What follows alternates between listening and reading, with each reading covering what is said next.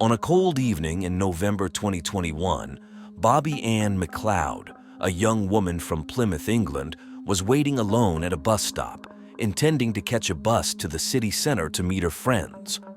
Dressed for a night out, she stood by the roadside, unaware of the fate that awaited her. As the minutes ticked by, the expected bus came and went, but Bobby Ann was nowhere to be found. Bobby Ann McLeod was born in 2003 in Plymouth, a lively coastal town in the southwest of England. She grew up there with her parents, Donna and Adrian McLeod, and her older brother Lee. The McLeods were a tight-knit family, always making an effort to show each family member their personal worth and importance to the family harmony. Besides the love they shared, the parents instilled strong values in their children like responsibility and respect. This probably explains why there was no competition between the siblings for their parents' affection and attention. This situation helped Bobby Ann and Lee forge a real sibling bond, without the usual rivalry for the spotlight at home. This doesn't mean they were angels or never fought. They had their typical sibling squabbles, but their affection for each other was clear to those around them. Bobby Ann and Lee were lucky to live in Plymouth, a place with a rich history dating back centuries, known for its monumental buildings and stunning seafront that often impress visitors. Surrounded by such a positive environment, Bobby Ann thrived, becoming a popular and cheerful person, always with a bright smile on her face. People who knew her from high school described her as a pretty girl with fair skin, long hair, not very tall, and with a delicate demeanor. Her kindness, loyalty, and willingness to help others made her a great friend to many. Like many teenagers, Bobby Ann was drawn to the rebelliousness of alternative rock and its provocative lyrics. She listened to artists and bands like Pink Floyd, Nirvana, Queen, and even the controversial rapper Eminem. Despite the loud music that challenged the norms, Bobby Ann remained the sweet girl everyone knew. She loved watching Disney movies, with Lilo and Stitch being her favorite, fascinated by the blue alien, her favorite color. At school, she was known for her artistic talent and creativity. She was always motivated and clear about what she wanted in life. One of her goals was to graduate from high school, and upon achieving that, she aimed for higher education. She entered university aspiring to become an interior designer. Around this time, she also experienced young love, starting a relationship with a local boy a year younger than her. They made a cute couple, got along well, and shared many friends.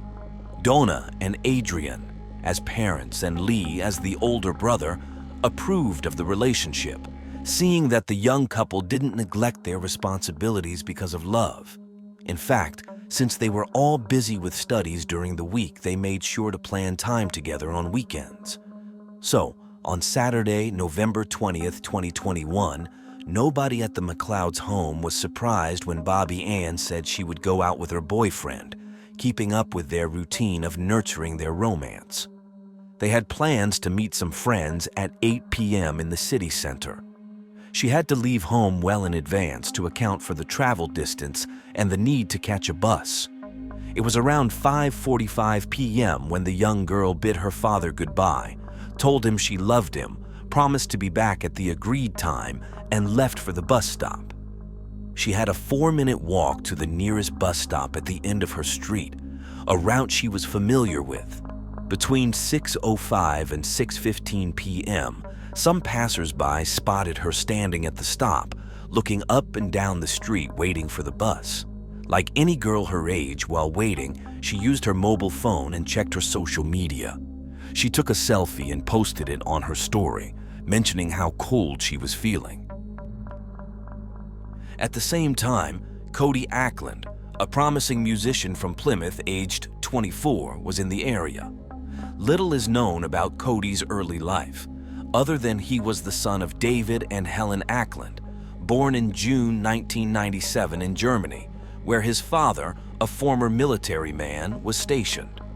After his parents divorced during his childhood, he lived with his mother in Plymouth, close to the bus stop where Bobby Ann was waiting. Although Cody attended the same high school as Bobby Ann, their 6-year age difference meant they likely never met there. After school, he worked various jobs, but music was his passion, leading him to become an indie rock band's lead guitarist and songwriter. To those who knew him, he was a nice guy making a name in the local music scene, with no history of violence or trouble with the law. However, his bandmates noticed his tendency towards depression and a not-so-cheerful temperament, which was starkly different from his energetic stage person. Unknown to many, Cody harbored interests far removed from the music world, and behind his friendly and sometimes melancholic exterior lurked a much darker side. In secret, Cody had developed a bizarre fascination with serial killers from around the world, and even kept a list of dangerous individuals he admired. Among his favorites were Joseph James D'Angelo, Andre Chikatilo, Yvonne Mela, Fred West, and Tommy Lynn Sells, all notorious for their heinous minds, but topping Cody's dark list was none other than Ted Bundy. This criminal had kidnapped, sexually assaulted, and murdered about 30 women in the 1970s in the United States. After being convicted for the trail of terror he left behind, Bundy was executed in 1989. With his criminal idol in mind, Cody got into his car and, in a twist of fate that would prove deadly for Bobby Ann, spotted her at the bus stop. The exact details of how he approached her remain unclear, but it's likely she didn't see him as a threat due to his unassuming appearance. Taking advantage of the secluded spot, Cody struck her on the head with a hammer, the blow causing her to collapse. He tried to flee, but upon reaching his car, he noticed she was trying to get up. He returned to the scene, dragged her to his vehicle, and forcibly placed her inside, despite her incapacitated state. In the McLeod family, there was a rule that whoever left home should inform the family upon reaching their destination. This simple act provided peace of mind. That's why, when an hour and a half had passed since Bobby Ann left and Donna hadn't heard from her daughter, she started to worry. She texted to ask if Bobby Ann was okay and if she had reached her meeting spot with her boyfriend. With no reply from Bobby Ann and her phone going unanswered, which was out of character, the family grew anxious. By 8 p.m., her boyfriend, who was waiting for her at their planned meetup spot, was surprised by her absence, as punctuality was one of Bobby Ann's notable traits. As time slowly ticked by without her arrival, he, trying to remain patient, stayed put, but eventually gave in to his nerves and began calling her. His worry deepened with each unanswered ring. About an hour later, he called the McLeod residence to ask if Bobby Ann was there. This call escalated the family's anxiety, as no one knew her whereabouts, and all attempts to reach her on her mobile phone had failed. Donna and Adrian couldn't just sit by idly, so they started calling Bobby Ann's friends one by one, only to sadly find out that no one knew where she was. Although they hoped nothing bad had happened, deep down, they feared the worst. Without further delay, they went to the police and reported her missing. It was after 9 p.m. The next day, November 21st, 2021, the police launched a search operation in the area, joined by the McLeod family, friends, and volunteer neighbors. They also distributed flyers throughout the city featuring Bobby Ann's photo and contact numbers for any sightings. Her disappearance was widely reported on social media and local news outlets. One of the most heartfelt appeals came from her brother Lee, who pleaded on social media for everyone in Plymouth to help search for his little sister. He urged anyone with any information about Bobby Ann to come forward, as he desperately wanted her back home. The police tried to trace the young girl's path from her house to the bus stop, but found nothing noteworthy. Knowing she planned to take a bus to the city center, they inquired with the bus service to see if she had boarded any of their vehicles, but this lead quickly went nowhere. However, during interviews with locals, the police received a crucial tip from a resident who had passed by the bus stop the previous afternoon and seen Bobby Ann there, around the time she took her last social media photo. This confirmed that she had reached the bus stop and stayed there for some time, giving investigators a starting point. Upon searching the nearby area, officers found a pair of AirPods behind the bus shelter, later confirmed by Donna and Adrian to belong to Bobby Ann. The area around the bus stop was cordoned off with yellow tape, and the police conducted a thorough inspection, even getting on their knees to search for any potential evidence. The search extended to all nearby streets. Since Bobby Ann never boarded the bus and her AirPods were found close to the bus stop, authorities considered the possibility that she might have been abducted or attacked during a robbery attempt. Believing public involvement was crucial in gathering information to find the missing student, the authorities turned to the media, calling on anyone with even the slightest information related to the case to come forward to the nearest police station. The detective of the case provided a detailed description of the missing teenager, 18 years old, slim build with light brown, shoulder-length straight hair, and green eyes, wearing ear piercings. He mentioned that, according to her family, she was last seen wearing a gray sweater, black ripped jeans, fishnet stockings, and light-colored sneakers. He also directed a message to Bobby Ann herself, urging her to contact the police if she heard the appeal. He emphasized that she wasn't in trouble. They just needed to know she was safe. Another task for the investigators was to track her mobile phone, which led them to the city's outskirts, though they couldn't pinpoint the exact location. However, luck struck that same day. A bus driver on the route near the bus stop where Bobby Ann vanished handed over her phone to the police. He explained that on November 20th at 7:15 p.m., a local found the phone and an empty AirPods case at the same stop used by Bobby Ann. When a bus arrived at 7:23 p.m., the local spoke with the driver and handed over the items, assuming the owner would come looking for them. The next day, after seeing news of Bobby Ann's disappearance and her last sighting at his bus stop, the driver decided to give the found items to the police. On November 22nd, the family, police, and volunteers continued searching for clues in the fields, forests, and roads around Bobby Ann's area, but found nothing, growing increasingly desperate. Then, on November 23rd, 2021, at 1:17 p.m., a voluntary witness's statement at the police station significantly shifted the investigation's direction. A young, well-dressed and polite man entered the station, offering information about the missing girl, expressing his wish to assist the police and her family. The officers summoned a detective to speak with him. Unaware of the bombshell about to drop, the detective listened as the man claimed he had abducted Bobby Ann from the bus stop 3 days prior and had since killed her, providing details of the alleged crime. The police, skeptical of whether to believe his story or dismiss him as a fame-seeking lunatic, placed a map before the self-confessed perpetrator, asking him to pinpoint where he left Bobby Ann. While some officers still hoped the interior design student might be alive, they rushed to the indicated location. Sadly, there was no chance of rescuing Bobby Ann. The dense underbrush impeded their advance, but as they moved forward, they found a woman's unclothed body lying face down. The state of the scene and the skin's discoloration left no doubt. The woman had died days earlier.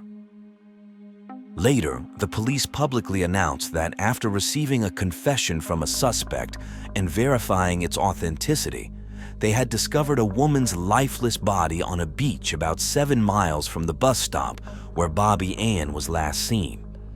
The body was found in a wooded area and the victim had yet to be identified. However, due to the height and certain physical traits, investigators strongly believed it was Bobby Ann. While awaiting official identification, they informed the McLeod family of the discovery. The suspicions were confirmed when dental records of the victim matched those of the abducted student. The confirmation that the body was indeed that of the beloved missing student sent shockwaves through the local community. The people of Plymouth, who had actively participated in the search, were shattered by the tragic end of the case. To express their grief and support for the McLeod family, residents held a vigil near the bus stop from where Bobby Ann was taken. Overwhelmed by tears and trying to stay strong, Bobby Ann's mother thanked friends in the community for their support during the search and at the vigil honoring her daughter's memory. She regretted the sad circumstances that brought them together. With a quivering voice and shaking hands surrounded by loved ones, she delivered a prepared statement, highlighting the blessing it was to watch Bobby Ann grow up in their family. She mentioned that although her beloved daughter's life was taken too soon, the beautiful impact she had wherever she went would never be forgotten. Then, lifting her candle, she asked everyone to do the same in memory of her daughter, followed by a minute of silence. Lee, Bobby Ann's older brother, also shared his feelings, but he did so on social media, thanking her for the time they spent together and vowing never to forget her. He expressed how unjust it was for such a beautiful and talented girl to meet such a horrific and undeserved end. He shared a childhood photo of them, smiling and happy in their primary school uniforms. In the message accompanying the photo, Lee wrote that he hoped to reunite with his beloved little sister in heaven and that it was an honor to be her big brother. He promised to forever cherish the adventures and journeys they shared and wished her eternal peace.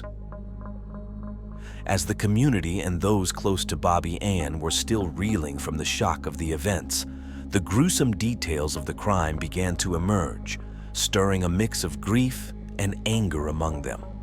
The forensic report highlighted the severe injuries she sustained from a blunt object, likely a hammer, revealing she had 14 serious wounds to her head and face. Contrasting with the attack's brutality, and despite her body being found unclothed, the forensic expert found no evidence of sexual assault before her death. Media outlets then disclosed the name of the alleged perpetrator of the brutal assault that ended Bobby Ann McLeod's life, identifying him as 24-year-old Cody Ackland, a musician from the same town. Following the revelation of the suspect's identity, Cody's lawyer issued a statement on his behalf, claiming full responsibility for the crime. His assertion in the statement that he had never seen the young woman before the night of the incident baffled the public, leaving the motive for such a cruel and unwarranted attack a mystery. For those who knew Cody, this news was a shocking blow, as he had never been in trouble before.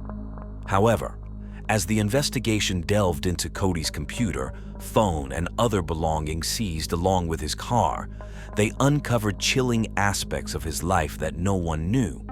Investigators found over 3,000 images on the supposedly quiet musician's phone, revealing a sinister side unknown to all. Many of these images resembled scenes from horror movies due to their disturbing and dark nature. His browsing history also showed that in the days and weeks leading up to the young woman's abduction, Cody had been researching the most heinous acts committed by serial criminals, as well as remote locations and potential weapons. In the hours before the young girl's abduction, Cody visited the website of an online sports store, browsing through baseball bats and waterproof clothing. For the investigators, the unfolding evidence seemed almost unbelievable, as Cody had been a complete unknown to them before he walked into the station with his horrific confession. He had appeared so normal that he had never attracted police attention or been involved in any trouble before. The investigators theorized that on the day of the crime, Cody succumbed to his secret desire to emulate the serial killers he idolized, leading him to commit a serious offense. They believe Bobby Ann was simply in the wrong place at the wrong time, her life tragically ending due to a stranger's urge to act on his dark criminal instincts. They speculated that if Bobby Ann hadn't crossed his path, Cody might have targeted anyone else, regardless of age or gender, with his sole intent being to take a life, not necessarily to commit sexual assault. In the midst of the turmoil caused by the crime and its disturbing details, the band Cody was part of, which had recorded its first disc in August of the same year, announced on social media their decision to disband immediately. They stated that ending the band, for which Cody was the guitarist and songwriter, was an act of respect for the deceased teenager. They expressed shock over the tragedy and difficulty in coming to terms with what had happened, extending their thoughts and prayers to the family and friends of the university student who were devastated by her loss. Finally, on November 26, 2021, Cody appeared before the court, charged with murder. In the brief hearing, he was seen wearing a gray cotton sweater and a blue mask, adhering to the ongoing COVID-19 pandemic health measures. He spoke only to confirm his name, address, and date of birth. The presiding magistrate informed him that he would be held in custody and face trial at the Crown Court in Plymouth. Cody was scheduled to appear at the court for a preliminary hearing to address all matters related to the case before proceeding to the actual trial. It was during the pre-trial hearings that the full extent of the horror unleashed on the day Bobby Ann and Cody's paths tragically crossed was revealed. Bobby Ann arrived at the bus shelter around 6:15 p.m. At that time, Cody, driving his Ford Fiesta, spotted her at the stop.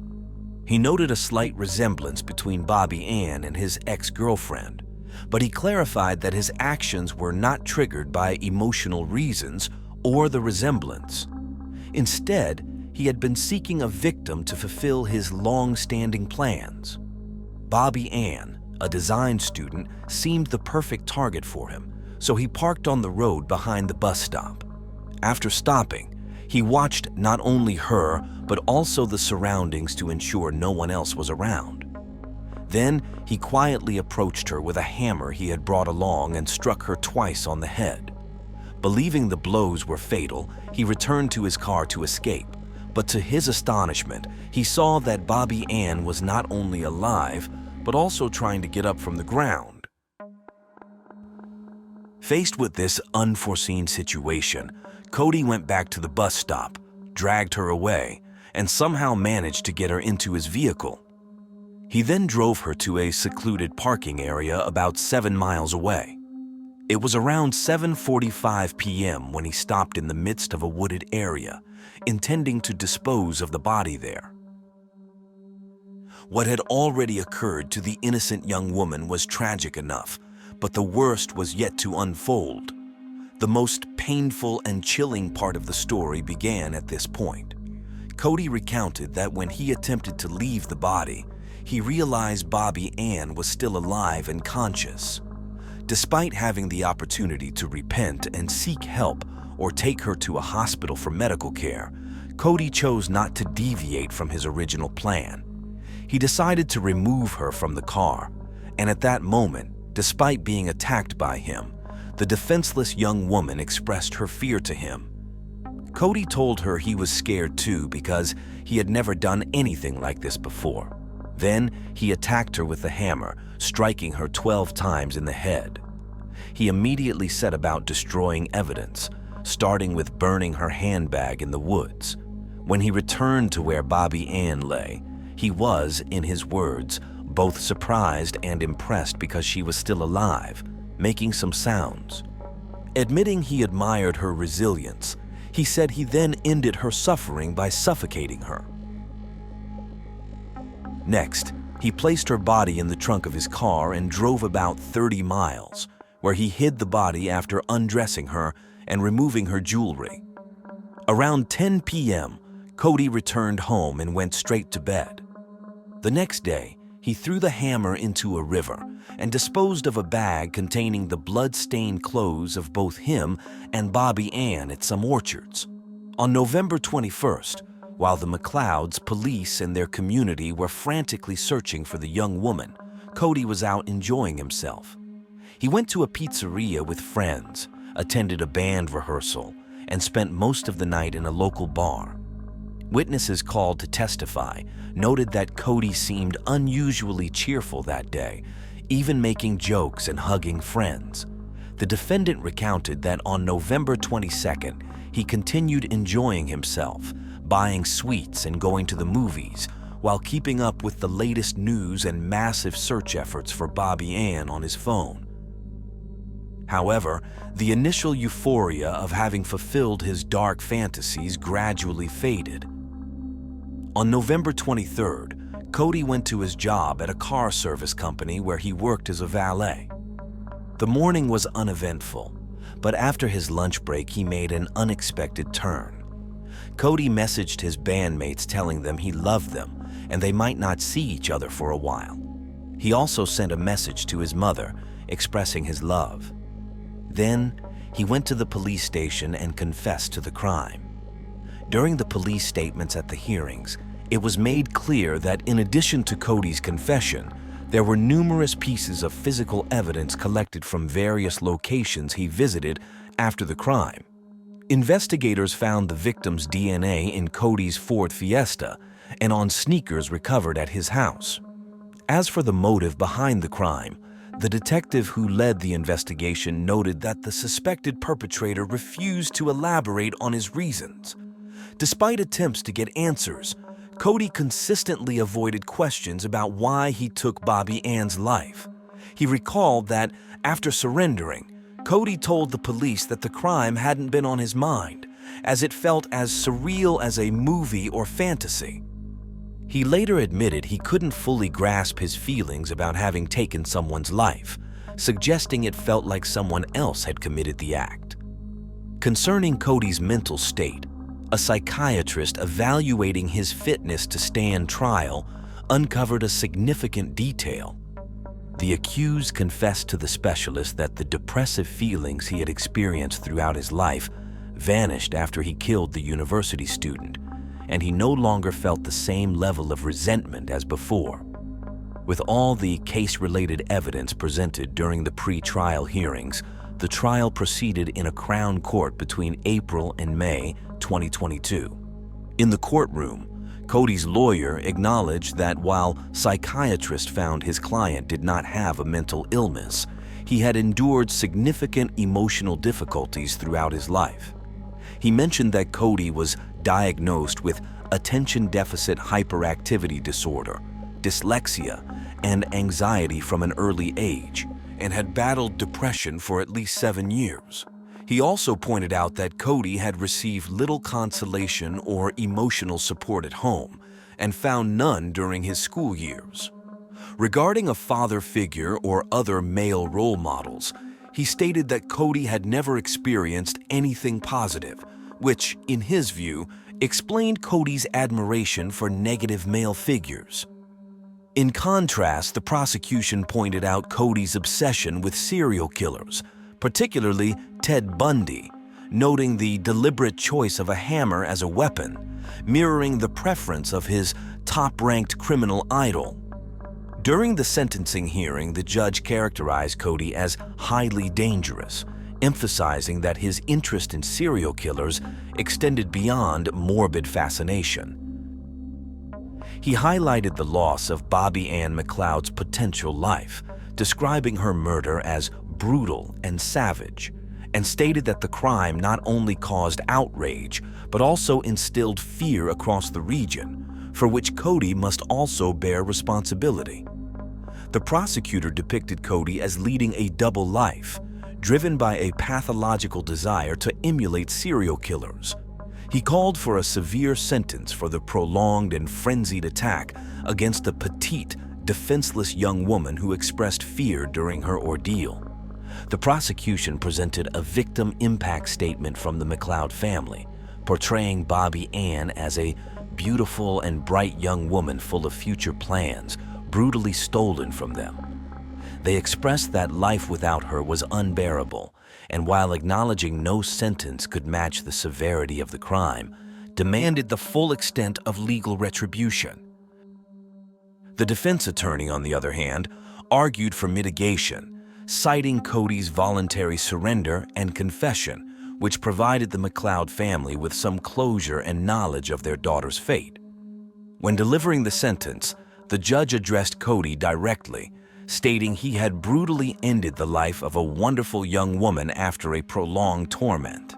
He sentenced Cody to life imprisonment, setting a minimum term of 31 years before eligibility for parole. 6 months after the tragic day her life was extinguished, the time came to bid farewell to Bobby Ann McLeod. The profound impact of her case on the community and the genuine affection of the locals for the friendly and beautiful young woman and her family were once again evident. On May 26, 2022, the day of the interior design student's funeral, hundreds lined the streets of Plymouth to pay tribute as the procession passed through the city center.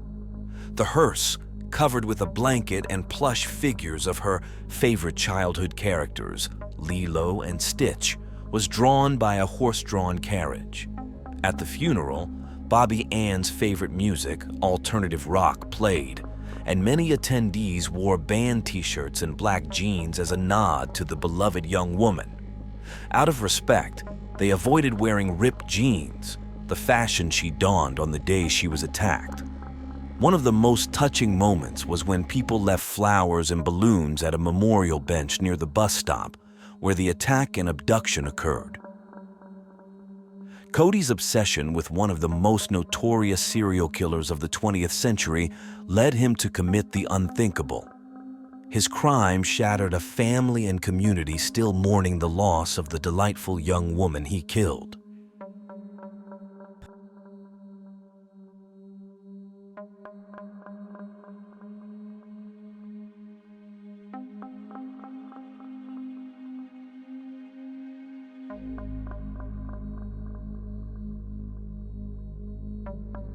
Residents of Santa Claus, Danny and Kim Daniels, were known throughout their community as a warm and generous couple who always had a welcoming smile for everyone. Proud parents to 4 biological children, including Jessica, Brian, and Amber Daniels, Danny and Kim also opened their home to several foster children, providing a nurturing environment for them to thrive.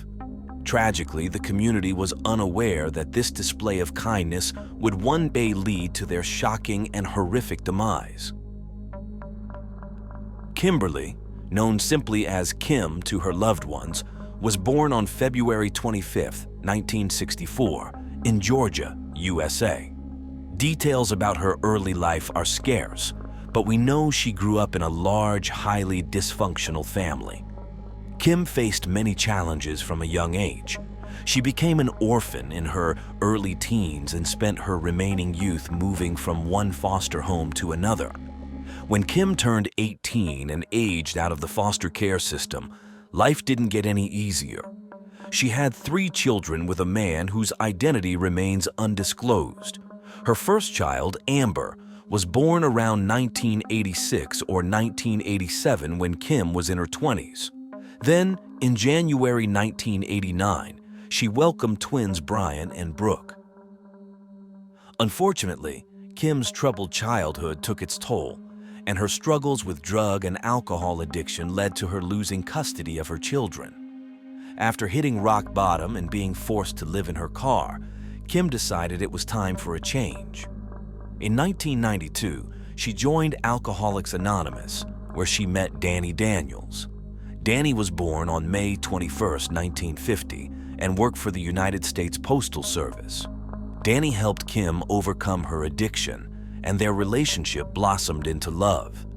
They married shortly after, and with the stability of their marriage, Kim regained custody of her 3 children. The Daniels family was now complete with Kim, her children Amber, Brian, Brooke, Danny, and Jessica, a daughter Danny had previously adopted. They moved into a charming brick house in the quaint town of Santa Claus, Georgia, a place with a population of just around 300 known for its Christmas theme. The town's main attraction was its festive spirit, with everything inspired by the legendary figure of Santa Claus. The local chapel was open 24/7, featuring a walking trail in Santa's garden. During the holiday season, residents sent over 1,000 letters and postcards through a large red mailbox labeled as Santa's Mail, located on December 25th Avenue. Other street names in the town were similarly themed, like Sleigh Street and Rudolph Road. The town sign featured a drawing of Santa Claus and the phrase, "The town that loves children," written in beautiful script. The Daniels home boasted a huge fireplace and was nestled between two railroad ponds, surrounded by tall pines and vineyards. The Daniels family settled into their new home without any trouble and quickly became devoted members of the Pentecostal church. Kim played the piano and sang in the choir during religious services, while Danny taught Sunday school. Their kids attended the local school. To those who knew them, they epitomized the perfect family: a beautiful home, 4 children, 2 dogs, a mother dedicated to her family and community, and a father who worked hard for the well-being of his loved ones. Kim and Danny's kindness seemed to know no bounds.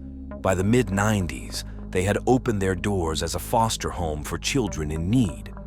Having experienced the hardships of being homeless herself, Kim felt this was a natural step, and Danny's familiarity with the adoption system made it seem like the logical choice.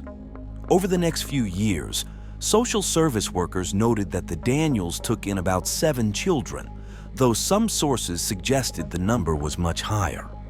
One of the children they took in 1995, was a 10-year-old girl named Joanne. She was placed with the Daniels due to her toxic family environment. Both Joanne's father and stepfather were alcoholics. Various child protection service workers reported that her mother practiced black magic and voodoo. Joanne had an older brother named Jerry Scott Heidler.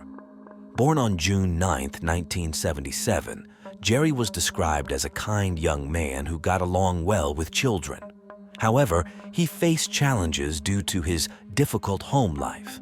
During his high school years, he attended a school for students with emotional and behavioral disorders, and he had a criminal record for stealing from a store and a vehicle. By 1996, he was facing serious charges in the town of Alma and was on probation for driving under the influence. While Joanne was under Kim and Danny's care, Jerry often visited the family home to see her, sometimes even staying overnight.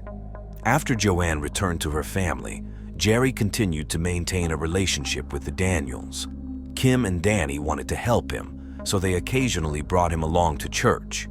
This continued for over a year, but by 1997, Danny started noticing that Jerry, then 20 years old, seemed to have a particularly close relationship with his 16-year-old daughter, Jessica, and he wasn't the only one who noticed. Concerned for his daughter's welfare, Danny decided to confront Jerry. He spoke to him seriously, and after this conversation, Jerry no longer visited the Daniels' home or accompanied them to church. In December of that same year, the Daniels were getting ready to celebrate the holiday season. Christmas was Kim's favorite time of the year, a sentiment deeply rooted in her own experiences of spending many Christmas Eves alone during her years in foster care. Because of this, she went out of her way to create the best possible Christmas experience for every child in her home, both her own kids and those temporarily under her care. She spent a good part of the year collecting gifts, which she stored in the attic of the house. This year, the room was packed with toys, video games, movies, and clothes. The holiday decorations began early in December, and by the time the tree was up, it was surrounded by dozens of presents. On the night of December 3rd, 1997, the Daniels family went to bed after a day like any other. At that time, in addition to their 4 children, they were caring for 3 more foster kids: Amanda, age 9, Corey, age 4, and Gabriel, who was just 10 months old. The two older children had been with the Daniels for several years, and the baby had been in their care since his birth. It was clear the Daniels had grown deeply attached to these kids and were even considering officially adopting them. Sadly, they would never have the chance to fulfill this wish and give these children a permanent home. While the Daniels had started December ready to enjoy the festive season, Jerry was experiencing a completely different situation. On that same December 3rd, he attended the funeral of a baby belonging to a friend of Jerry's named Mary. Around the same time that Danny had forbidden Jerry from getting close to Jessica, Mary had become pregnant. Tragically, 6 months later, she lost the baby. While it was never confirmed whether Jerry was the father or not, the funeral was nonetheless a painful event. After the ceremony, Jerry drowned his sorrows in alcohol at a local bar, where he also played pool for a while. Several hours later, in the early hours of December 4th, Jerry stole a black van from his neighbor and drove to the Daniels' home. The family was completely asleep when Jerry entered the house through a bathroom window. He then headed straight to Kim and Danny's bedroom, where, due to his many previous visits, he was familiar with the layout of the room and knew where the gun cabinet was located. Jerry grabbed a semi-automatic shotgun and loaded it. He then walked out to the back door of the house, holding the gun in one hand, and proceeded to smoke a cigarette before re-entering the house. The sequence of what happened next remained somewhat unclear, as Jerry's own statements did not align with what was later reported during the trial. According to Jerry, he first entered the room where Bryant, one of Kim's biological sons, was sleeping. Without the 8-year-old boy even realizing what was happening, Jerry pointed the rifle at his head and fired. Bryant died instantly. The gunshot woke Jessica, who saw Jerry in the room with the weapon and immediately ran out. Jerry chased her and shot her in the back of the neck just as she entered her parents' bedroom, likely seeking help. Jerry then turned the gun on Kim and Danny, who were still in their bed. The shot aimed at Danny was not very effective, and Danny raised his arms in an attempt to protect himself. Jerry reloaded the rifle and fired 4 more times at Danny, ultimately ending his life. Although this was the sequence of events Jerry later confessed to, court documents suggest that the first victims were actually Kim and Danny. Jessica was awakened by the loud noise of the gunshots, and then came the tragic end of young Bryant. Regardless of the exact sequence, the harsh reality was that Jerry had cold-bloodedly taken 4 lives without any apparent reason. However, Jerry's criminal actions that night were not yet over. 5 more children remained alive in the house: Amber, Brooke, Amanda, Corey, and Gabriel. Some reports mention that Jerry's sister Joanne was with the Daniels at the time of the attack, but court documents clarify that she had not been in the house since her foster care stay in 1995. Jerry went to the room where the 3 girls were sleeping. He told them that a man had broken into the house and that Kim had asked him to take them to safety. The girls, who knew and trusted Jerry, believed him and followed him to the van. Gabriel, the baby, just 10 months old, and Corey, the 4-year-old, were left behind in the house with the bodies of their parents and siblings. Jerry then drove the 3 girls about 15 miles to the Altamaha River. He parked in a secluded area under a bridge and proceeded to sexually abuse 10-year-old Amber. It was not entirely clear if Brooke and Amanda witnessed this heinous attack. After raping the little girl, Jerry threw the gun into the river and continued driving with the 3 girls about 72 miles away from the Daniels' residence. After committing these horrific crimes, Jerry dropped the girls off the vehicle and left them abandoned on a dirt road. He then returned to his mother's house in the town of Alma, where he spent the next few hours sleeping and playing video games with his brother as if nothing had happened. At one point, Jerry asked his brother if he had ever killed someone. Upon receiving a no as an answer, Jerry remarked that doing so made him want to go out and harm more people.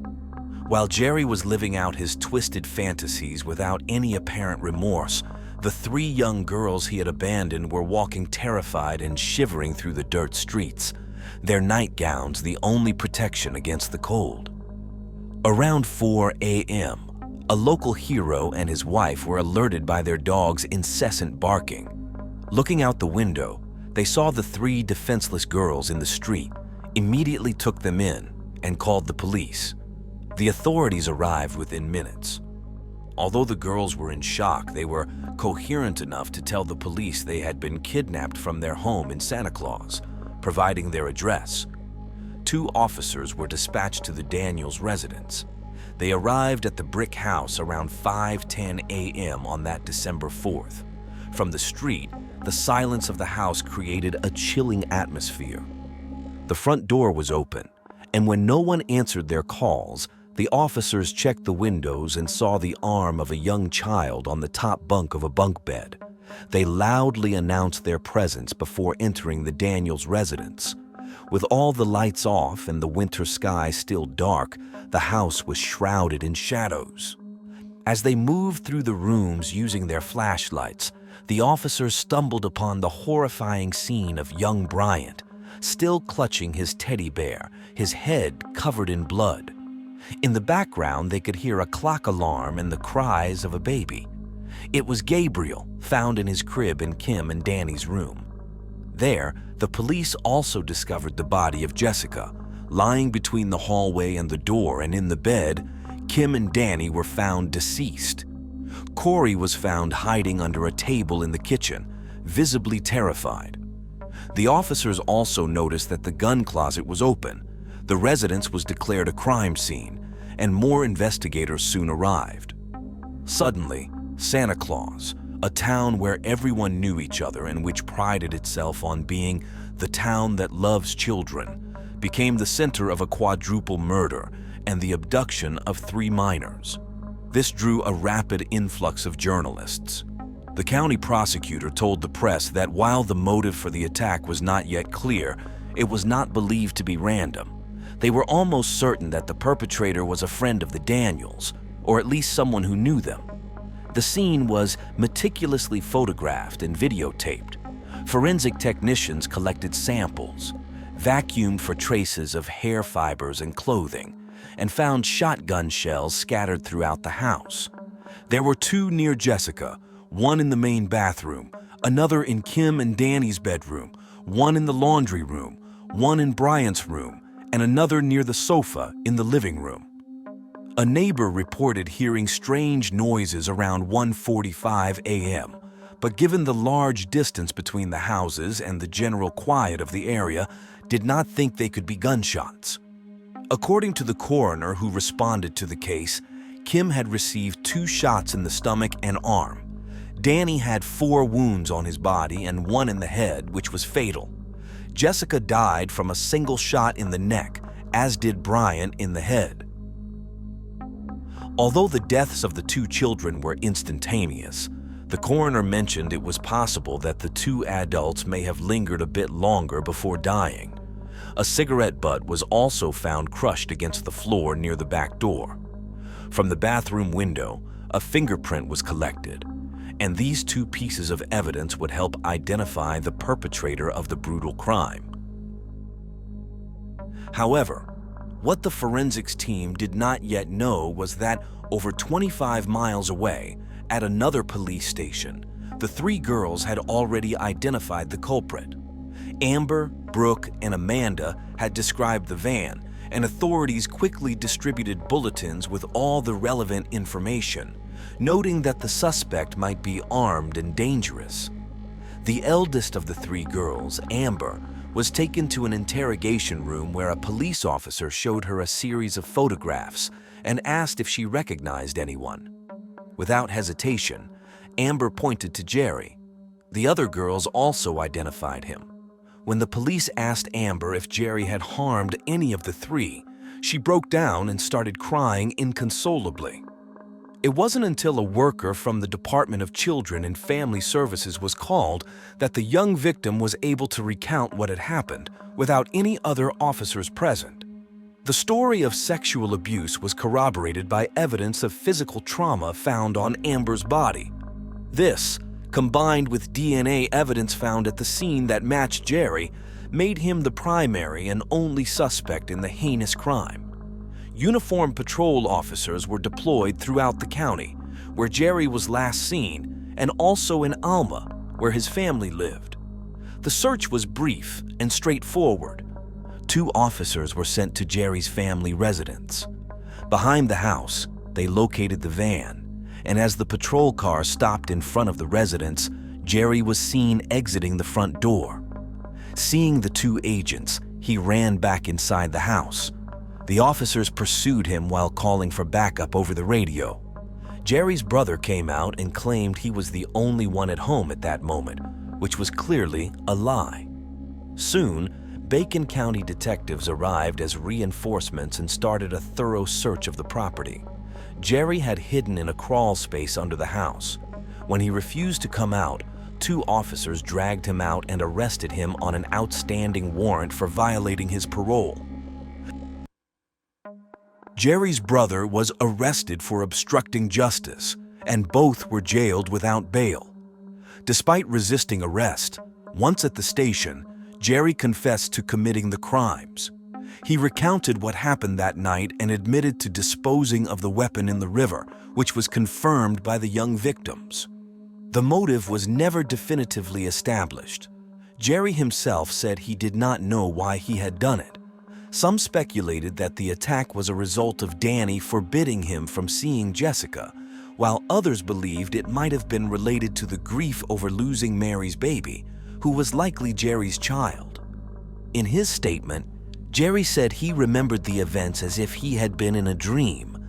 Jerry's entire confession, which included the kidnapping of the 3 girls and the abuse of Amber, was recorded on video. On December 8, 1997, just weeks before Christmas, funeral services for the 4 victims were held.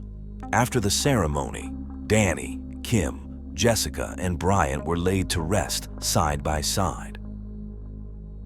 Although the evidence was more than sufficient, and Jerry had confessed to his crimes when it came time to plead at the trial, he remained silent. Without a plea of guilty or innocent, the court clerk automatically entered a plea of not guilty on his behalf. As a result, a trial had to proceed, which was not scheduled until mid-1999. On July 6th of that year, while waiting for his trial to begin, Jerry managed to escape from his cell by sawing through the bars of his window. He was on the run for 12 hours before being recaptured and returned to jail. During a search of his cell, authorities found 75 homemade weapons and learned that he often threatened guards and other inmates. After this incident, his trial finally started on August 30th, 1999. The prosecution presented videos and photographs of the crime scene showing the condition in which the victims were found. Jerry kept his head down, refusing to look at the outcome of his actions. They also played the video of Amber's testimony, recounting everything that happened that tragic morning.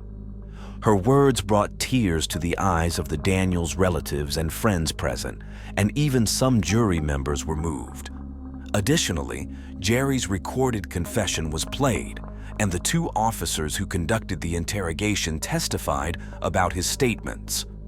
Forensic doctors who examined the bodies testified about the number of gunshot wounds each family member received and the estimated time of death for each.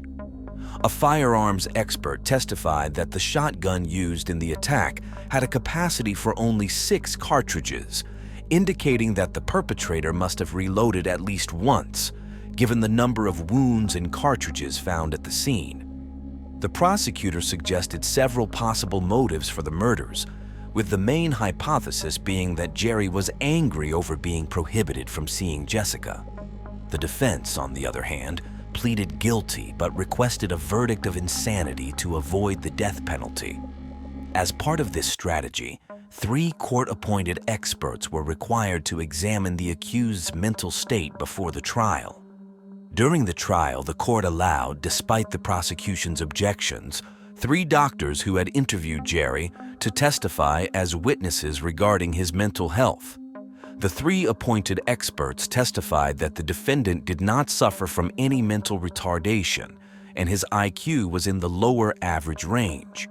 They diagnosed him with borderline personality disorder, possibly accompanied by antisocial personality disorder.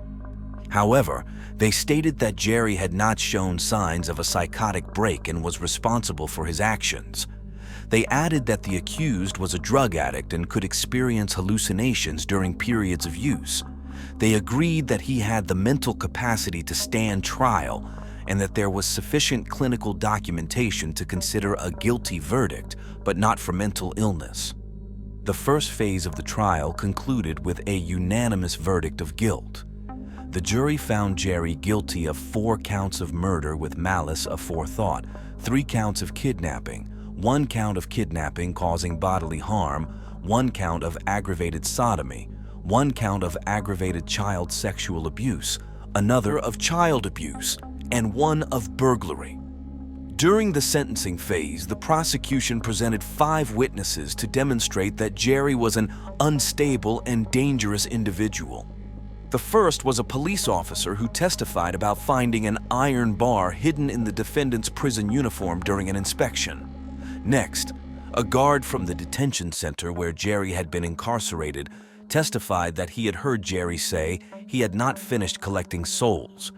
A jailer from the same facility testified that the accused had tampered with the locks on his cell door and had fashioned a weapon with which he had threatened several prison officials. This testimony was corroborated by a jail administrator who added that Jerry had escaped from the center for 12 hours just days before the trial.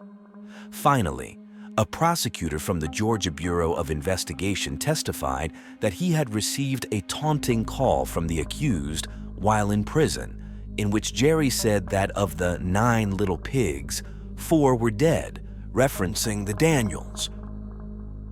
In response, the defense called Jerry's mother to the stand. She spoke about her son's upbringing and mental health, noting that his father was an alcoholic and she had left him when Jerry was 4 years old. Following her, Jerry's sister testified. Lisa also spoke about their childhood, detailing how their family frequently moved, their father and stepfather's excessive drinking, and the latter's verbal abuse. Additionally, the director of programs at the Georgia Department of Juvenile Justice testified. He had managed Jerry's family's case and mentioned that Jerry had entered the juvenile justice system at 14 or 15 years old after a confrontation with his stepfather. William Wright, a social services worker, testified that he had been in contact with the family in 1985 and had noted that Jerry's mother showed little affection towards her son.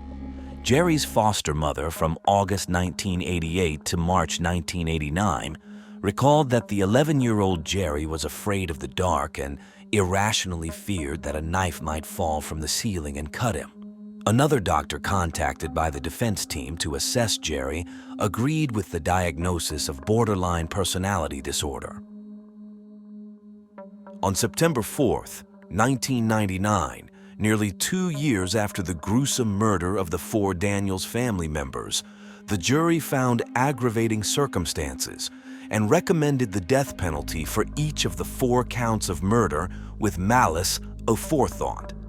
Jerry was also sentenced to 2 consecutive life sentences for aggravated sodomy and kidnapping causing bodily harm, 30 consecutive years for aggravated child abuse, and 20 consecutive years for each of the remaining charges. After hearing his sentence, Jerry cried, showing emotion for the first time. The judge followed the jury's recommendation and sentenced 22-year-old Jerry to death by electric chair. The sentence was automatically appealed according to state laws, but was upheld by the Supreme Court of Georgia. Since then, Jerry has continued to appeal his case multiple times. He argues that his trial attorney was ineffective in investigating and presenting evidence regarding his mental health during the guilt phase of his trial. However, An internal investigation revealed that the defense team had exhausted all available avenues to secure a life sentence for Jerry, despite encountering numerous obstacles during the case construction. In 2001, the Supreme Court of the United States denied Jerry's request for a procedure used by higher courts to correct an error made by a lower court. The most recent appeal was made in 2023. Like all previous instances, the request was denied and the sentence was reaffirmed. As of the date of this video, Jerry is being held in the Georgia State Prison. Despite the years that have passed, the terrible events of that December morning in 1997 remain vivid in the memory of the residents of Santa Claus, a peaceful and picturesque town that loves Christmas.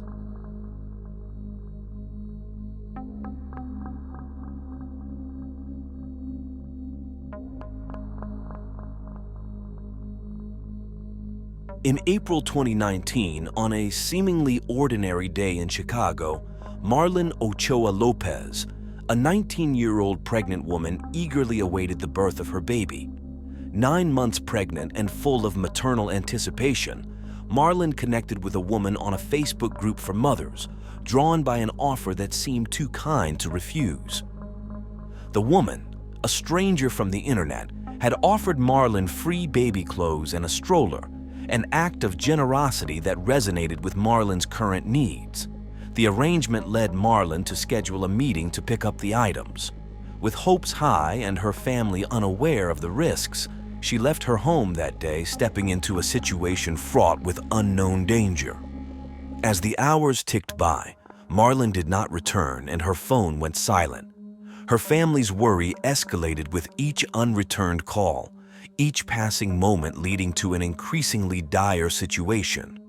Unknown to them at the time, this meeting was not just a simple exchange of goods, but the beginning of a heartbreaking mystery.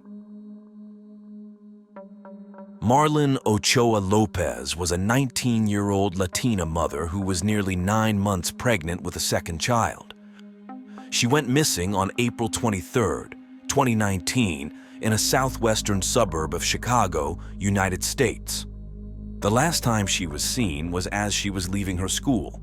She was expected to give birth on May 5th and was supposed to pick up her 3-year-old son from daycare, but she never showed up. On the morning of her disappearance, at around 10:40 a.m., Marlon texted her husband, saying that she was not feeling well and thought labor might be starting soon. By 6 p.m., Giovanni called his mother-in-law to ask about Marlon's whereabouts because the daycare had called to say no one came to pick up their son. The family initially thought that Marlon might have gone into labor, so her mother and stepfather began calling various hospitals and even visited some in hopes of finding her, but they were unsuccessful. Her mother and husband tried to reach her multiple times through text, but she did not respond. That night, her family went to a Chicago police station to report her missing. The officers there told them they had to wait 24 hours before filing a missing persons report. The next day, on April 24th, they returned to file the report. No immediate alert was issued. They were told that only the husband could file the report. Giovanni subsequently filed the report, but the police did not publicize it until 2 days later. On April 25th, the family received news that a patient with Marlon's name had been admitted for a cesarean section at a hospital. However, upon arriving, they were informed that it had been a mix-up with another patient's name. The family continued to call and visit hospitals in the hope that Marlon was somehow giving birth.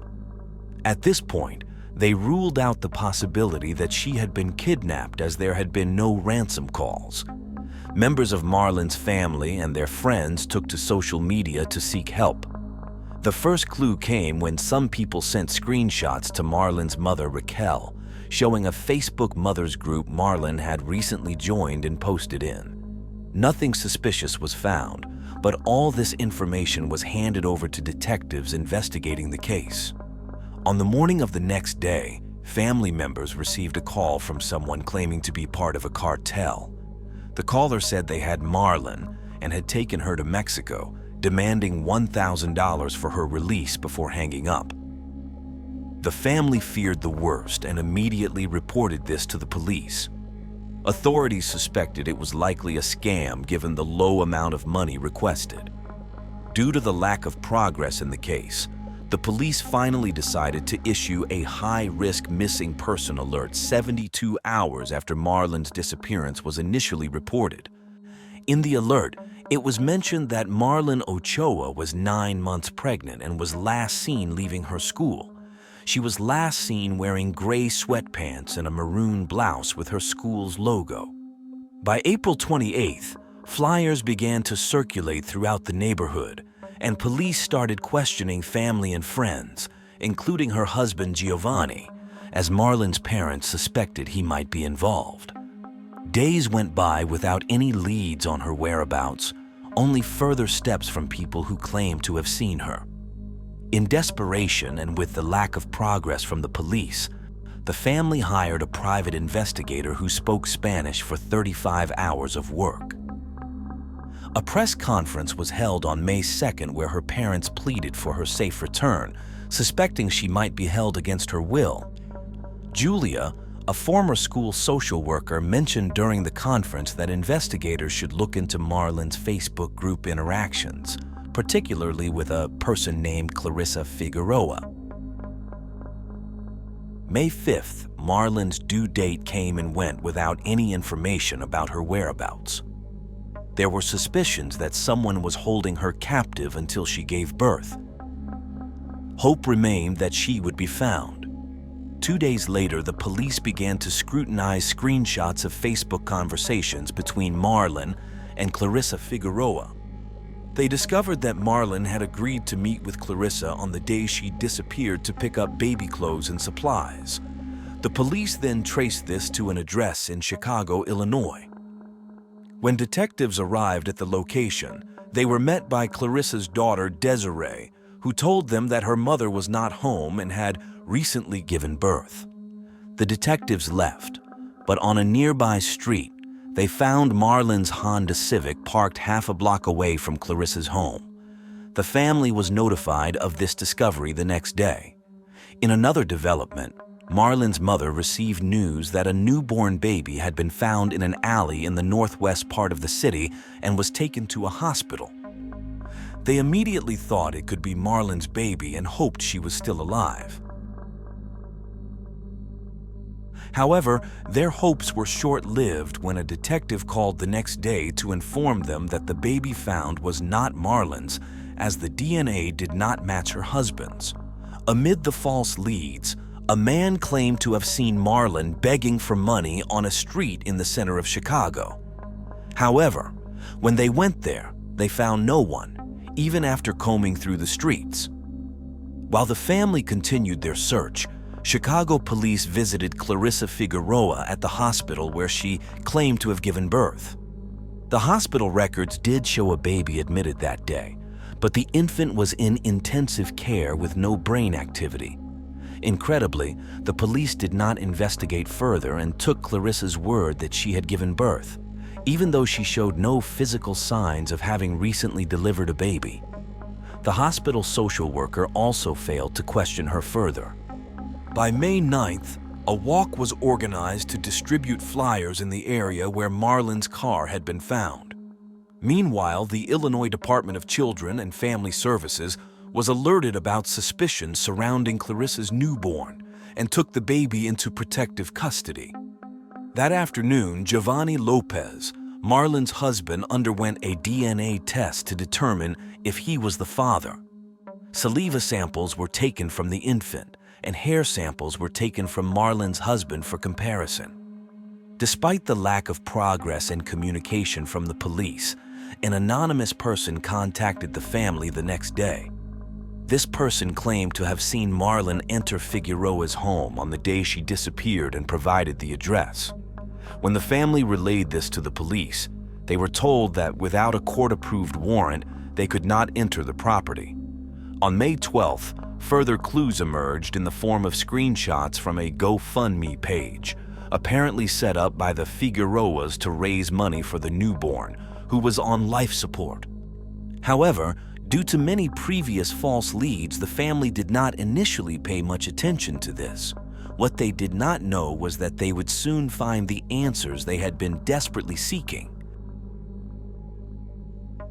It was then that they received the DNA test results, which confirmed that the baby's father was Giovanni Lopez. The Department of Children and Family Services granted custody of the child.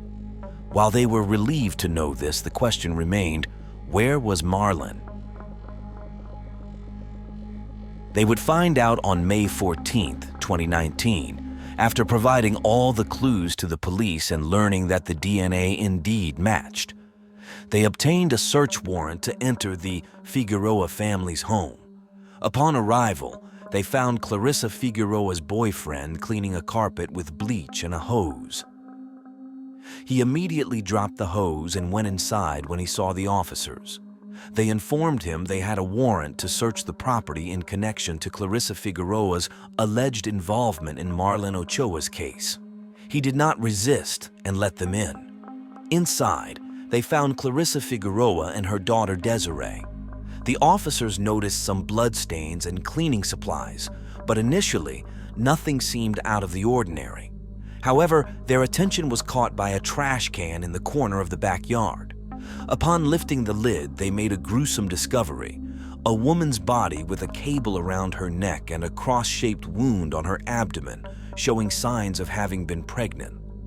After the discovery, the family was informed that something terrible had been found and that they needed to be strong. The identity wasn't confirmed yet, so they couldn't say for sure it was Marlon. Initially, the family hoped she might be alive but in grave condition, as they were not informed about the state of the body. All 3 people inside the house were arrested as primary suspects. The body was taken to the county medical examiner's office, which after 15 hours confirmed that it was indeed Marlon Ochoa, and the cause of death was strangulation. Marlon's father expressed that they had come to this country to give their daughter a good life, and unfortunately, there are bad people everywhere. He also emphasized that Marlon had a bright future ahead and was continuing her education to provide a better life for her children. On May 17th, the primary suspects were brought to court. Clarissa Figueroa, 46, Desiree Figueroa, 24, and Piotr Bobak, 40, all pleaded not guilty to the charges. However, the evidence was overwhelming and a 911 call helped reconstruct the entire crime. The tragedy started when Clarissa Figueroa lost her 20-year-old son in 2017 and couldn't cope with his loss. She then began entertaining the idea of having another child. Towards the end of 2018, Clarissa Figueroa began to fake a pregnancy.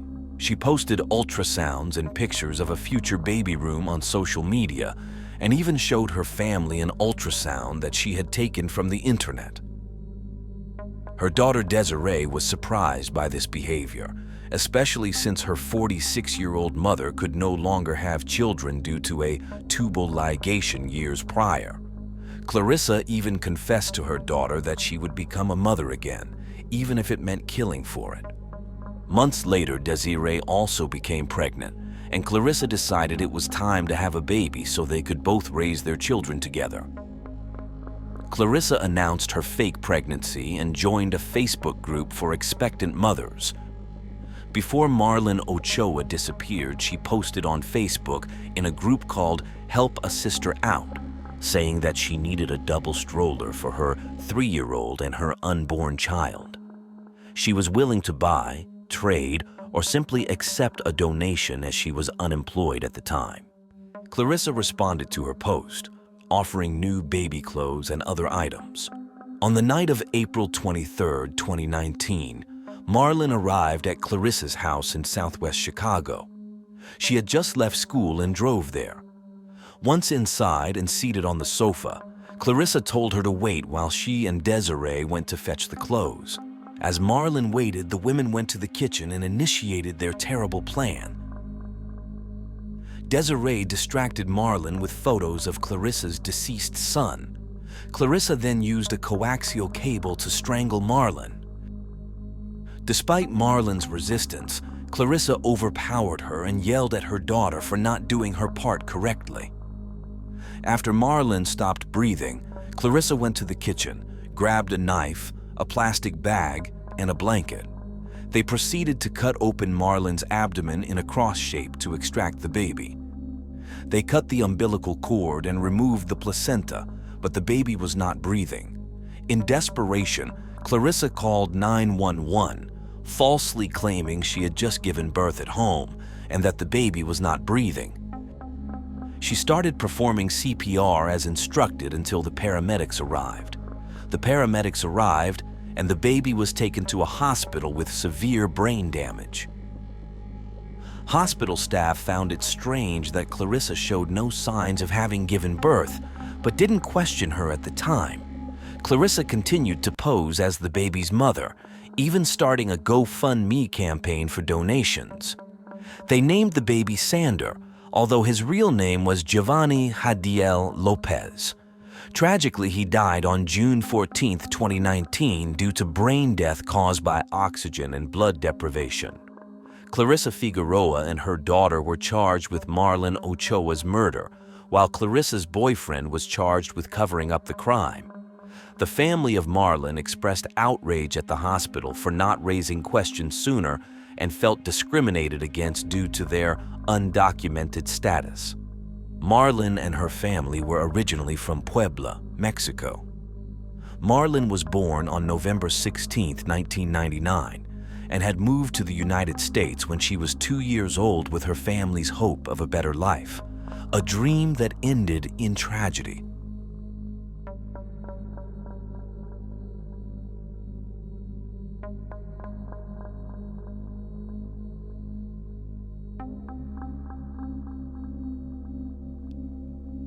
Today, we'll dive into the story of Vincent Gillis, a boy with bright blue eyes who transformed into something monstrous. But what goes on in the mind of a psychopath? Scientists have been trying to crack this mystery for years. Research suggests that psychopaths aren't necessarily more intelligent or misguided geniuses. They're average in terms of cognitive ability, but their emotional and reward systems don't function properly. This means they find pleasure and passion in actions that most people find appalling. Studies have also shown that psychopaths tend to have lower brain activity in emotional situations, like when experiencing fear or seeing someone else threatened. Essentially, they barely react when someone else is in danger. Two major factors play a crucial role in turning someone into a killer: their biological traits and their cultural environment. This includes their upbringing and social relationships. Despite these insights, it's important to note that not all psychopaths commit crimes or become murderers. Psychopaths generally believe they are above the law and are fully aware of their actions. They aren't victims of an illness. Sean Vincent Gillis appeared quite normal on the outside.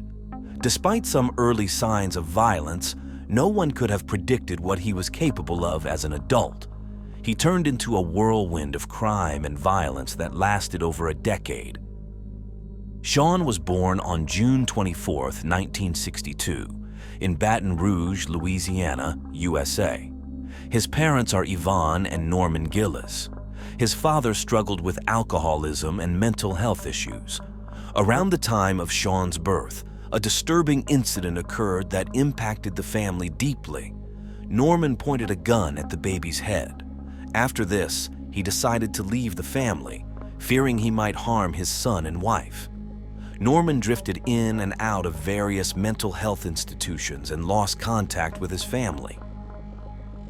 Sean was raised in southern Louisiana by his mother, with the support of his paternal grandparents. His mother worked full-time at a local TV station and often called Sean her little blue-eyed angel.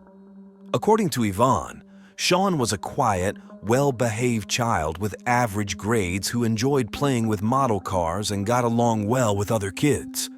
When Sean was 10, he and his mother moved to another local neighborhood. Some neighbors thought Sean was a bit rough with other children. They lived in a small ranch-style house in a quiet, middle-class neighborhood. Sean attended Catholic schools where he met one of his best friends, John Green.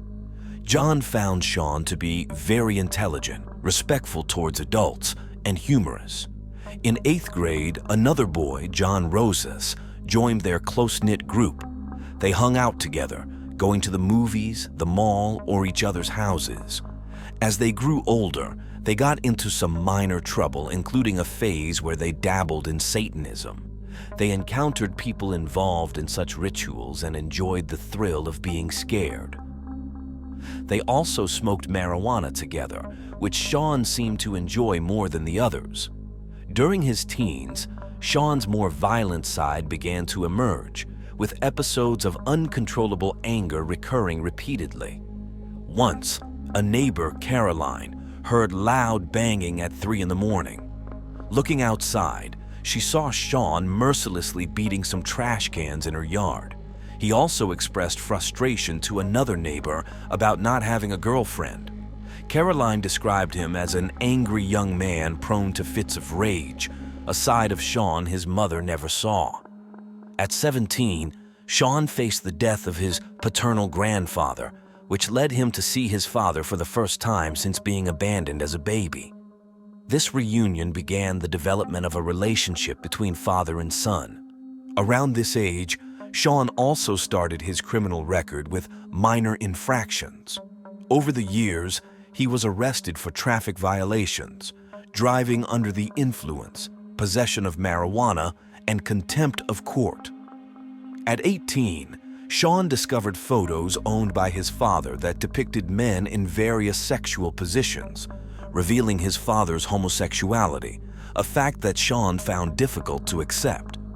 By then, Norman had joined Alcoholics Anonymous to address his addiction. After high school, Sean attended various community technical institutes and juggled low-paying jobs while still living with his mother. One of his main jobs was at a convenience store chain. He eventually graduated from a community school with a degree in computer science. When Sean turned 30, his mother moved to Atlanta for a job offer. Refusing to move with her, Sean stayed behind, living alone for the first time in his mother's house. He soon felt lonely and became so obsessed with pornography that he began neglecting his jobs. His mother continued to send him money to help with financial difficulties. However, he was very angry with her for moving away and would sometimes scream in anger. Neighbors reported that he often lay on the grass at night, shouting loudly at the moon, including obscenities directed at his mother. In 1992, he was caught peeping through a neighbor's window as his obsession with pornography grew. In 1994, he met Terry, a girl who worked in a store, and they began dating. Her best friend introduced them, highlighting their shared interests in science fiction, the TV series Star Trek, and collecting memorabilia. To her, Sean was like a teddy bear, someone you'd bring home to meet your mother. While Terry didn't find Sean extraordinary, she valued his kindness and thoughtfulness. The only downside for her was his fondness for drinking. After their first date, a peculiar incident occurred. During an argument, Terry slapped him and Sean started crying. She immediately reassured him that it wouldn't happen again. After overcoming this incident, they established a stable relationship and moved in together into Sean's house a year later. Terry mentioned that Sean didn't believe in sex. He once told her that he had been taught it was something unpleasant and to be avoided. The same year he met his girlfriend, Sean began a crime spree that lasted nearly a decade. This softly spoken, seemingly intelligent man claimed he started killing due to stress. On March 21, 1994, he committed his first murder.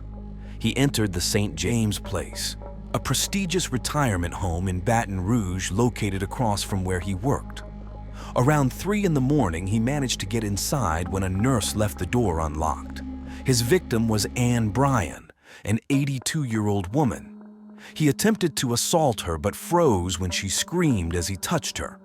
Losing control, he silenced her by stabbing and slashing her with a household knife he always carried. The ferocity of the stabs was such that he nearly decapitated the elderly woman. This crime shocked the Baton Rouge community. Meanwhile, Sean's obsession with pornography led him to websites displaying abuse and mutilation of women. He even once showed his girlfriend a picture of a deceased woman from one of these sites. She didn't pay much attention to it and continued their relationship, unaware of the depths of his depravity. Despite the brutality of his first murder, it took another 5 years before Sean killed again, and then the number of victims rapidly increased. He later confessed to a reporter that the pause was because he felt content during that time. On January 4, 1999, Catherine Ann Hall, a 29-year-old prostitute and drug addict living in a state housing project known for drug dealers and prostitution on North Street, became his second victim. She got into his car after he said he wanted her services. Once inside, he restrained her with a plastic zip tie. She tried to escape, but Sean grabbed and stabbed her. He struck her with the knife 16 times in total. After that, he removed her clothes and mutilated her body. Finally, he dumped her body in a secluded area. The next day, a squirrel hunter found her body lying face down on a rural road. For the police, it was a particularly macabre scene. She was positioned in a sort of ballet pose next to a dead-end street sign, a grim and sick joke indicating that the investigators were at a dead end. Months later, in May 1999, came the third victim. Sean began stalking a woman he had seen jogging in the southern metropolitan area of Baton Rouge. Her name was Hardy Schmidt, a 52-year-old married woman with 3 children, well known in her community. She loved running and had once participated in the Boston Marathon. For 3 weeks, Sean drove around the area looking for her. Around 5:30 a.m. on Sunday, May 30th, 1999, he finally saw her jogging along an avenue. Sean hit her with his white Chevy Cavalier as she jogged, knocking her into a ditch. He quickly got out of the car, forced her inside, placed a sturdy plastic zip tie around her neck, and drove to a park on Highland Road, where he assaulted her before killing her. He then put her body in the trunk of his car, where it stayed until 2 days later when he noticed a bad smell coming from the car, prompting him to dump her body in a swamp in a rural parish far from Baton Rouge. A cyclist eventually found her body. From then on, Sean committed seemingly unconnected murders, which prevented authorities from even realizing they were happening. He mercilessly murdered women by strangling them with a plastic zip tie after assaulting them. He would often cut them up, dismembering them, a dark and utterly evil practice. On November 12, 1999, he claimed his fourth victim, Joyce Williams, a 36-year-old prostitute. He took her to a sugarcane field beside the Mississippi River and strangled her with a plastic zip tie. Then he took her to his house to complete his gruesome ritual, and for the first time, he consumed the human flesh of a victim. After the murder, he left the body in the trunk of his car and went to pick up his girlfriend from work. Later that night, he dumped the body in a secluded area. It was not found until a month later. His next victim was Lillian Robinson, another 52-year-old prostitute whom he attacked in January 2000. He repeated his usual method and took her to his house, but he did not have time to finish because his girlfriend would soon be home from work. However, he did commit necrophilia. He then abandoned her body in the largest swamp in the United States, located in central southern Louisiana. In March, almost 2 months later, the corpse was discovered by some fishermen. In October, 38-year-old prostitute Marilyn Nevels became his next victim. He killed her in the same way as the others, and after bringing the body to his house, he showered with it before leaving it on top of a levee, unhidden about 3 miles from his home near the Mississippi River. The decomposing body was found on October 31st by a man walking in the woods. Sean did not kill again until October 2003, 3 years later, when he took the life of 45-year-old Johnny May Williams.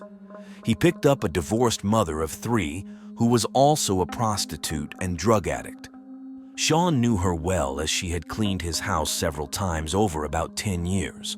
He took her to a remote area where he beat, abused, and strangled her, then mutilated her body with a knife. He took her hands as a souvenir. He left the body exposed on top of an embankment after positioning it in various poses to take photographs. When it was found, the body was so mutilated that East Baton Rouge's police commented that it was barely recognizable as a human being. Her legs had numerous cuts on the front and back. Despite finding the bodies of his victims, no weapons, witnesses, or current fingerprints were ever found. The police had no leads that could direct them to the killer, which left Sean free to continue his dark deeds. 2 serial criminals were operating in the area. In 2003, after nearly 11 years since his first crime, Sean's luck began to change. On May 27, 2003, Derek Todd Lee, another serial killer active in the Baton Rouge metropolitan area who had taken the lives of 7 women since 1992, was arrested.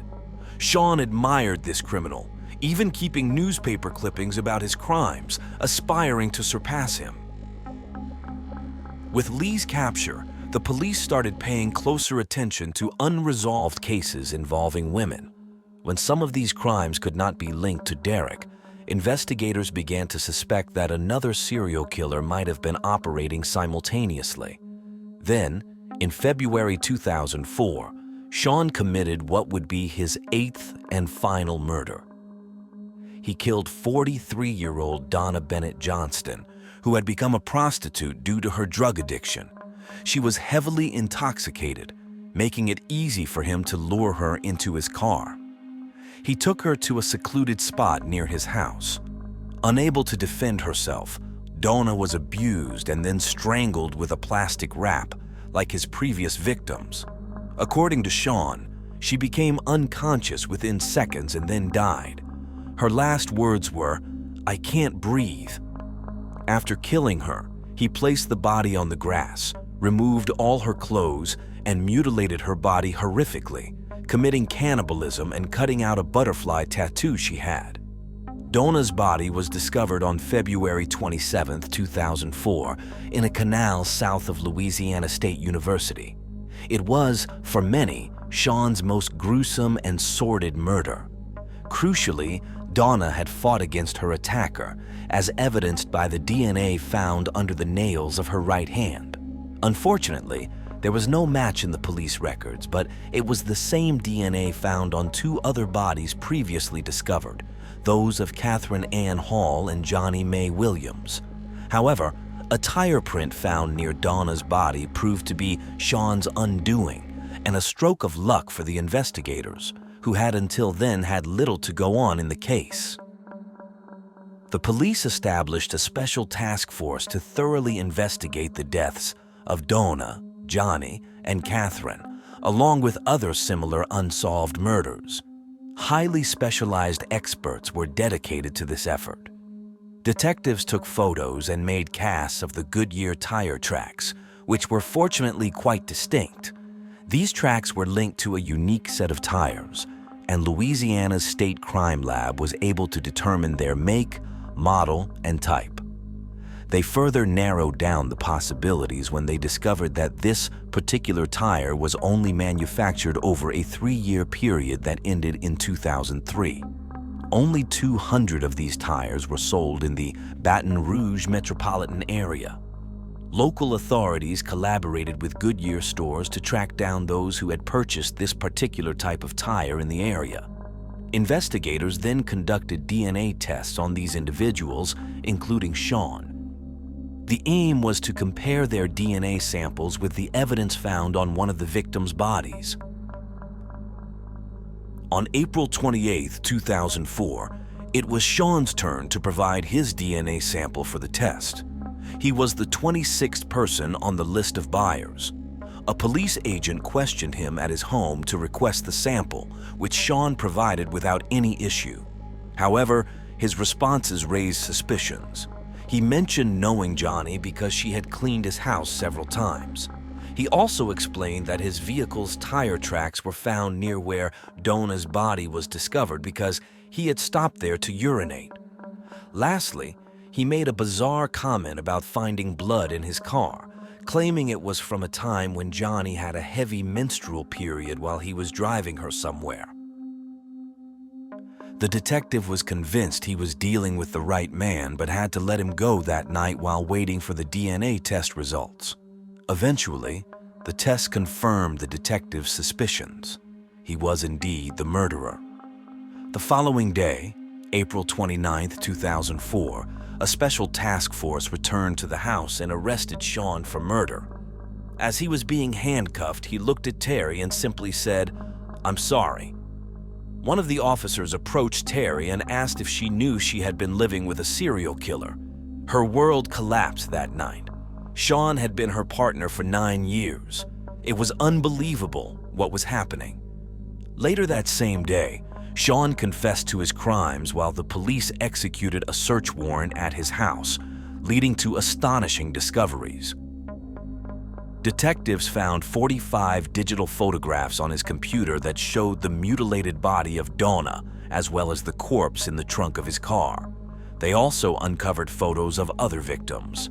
The authorities seized 8 saws, including one for cutting metal, several knives, a machete, plastic zip ties, a 14-inch bayonet, a wooden bludgeon, 6 pocket-sized Playboy magazines, and newspaper clippings about Derek Lee's last victim.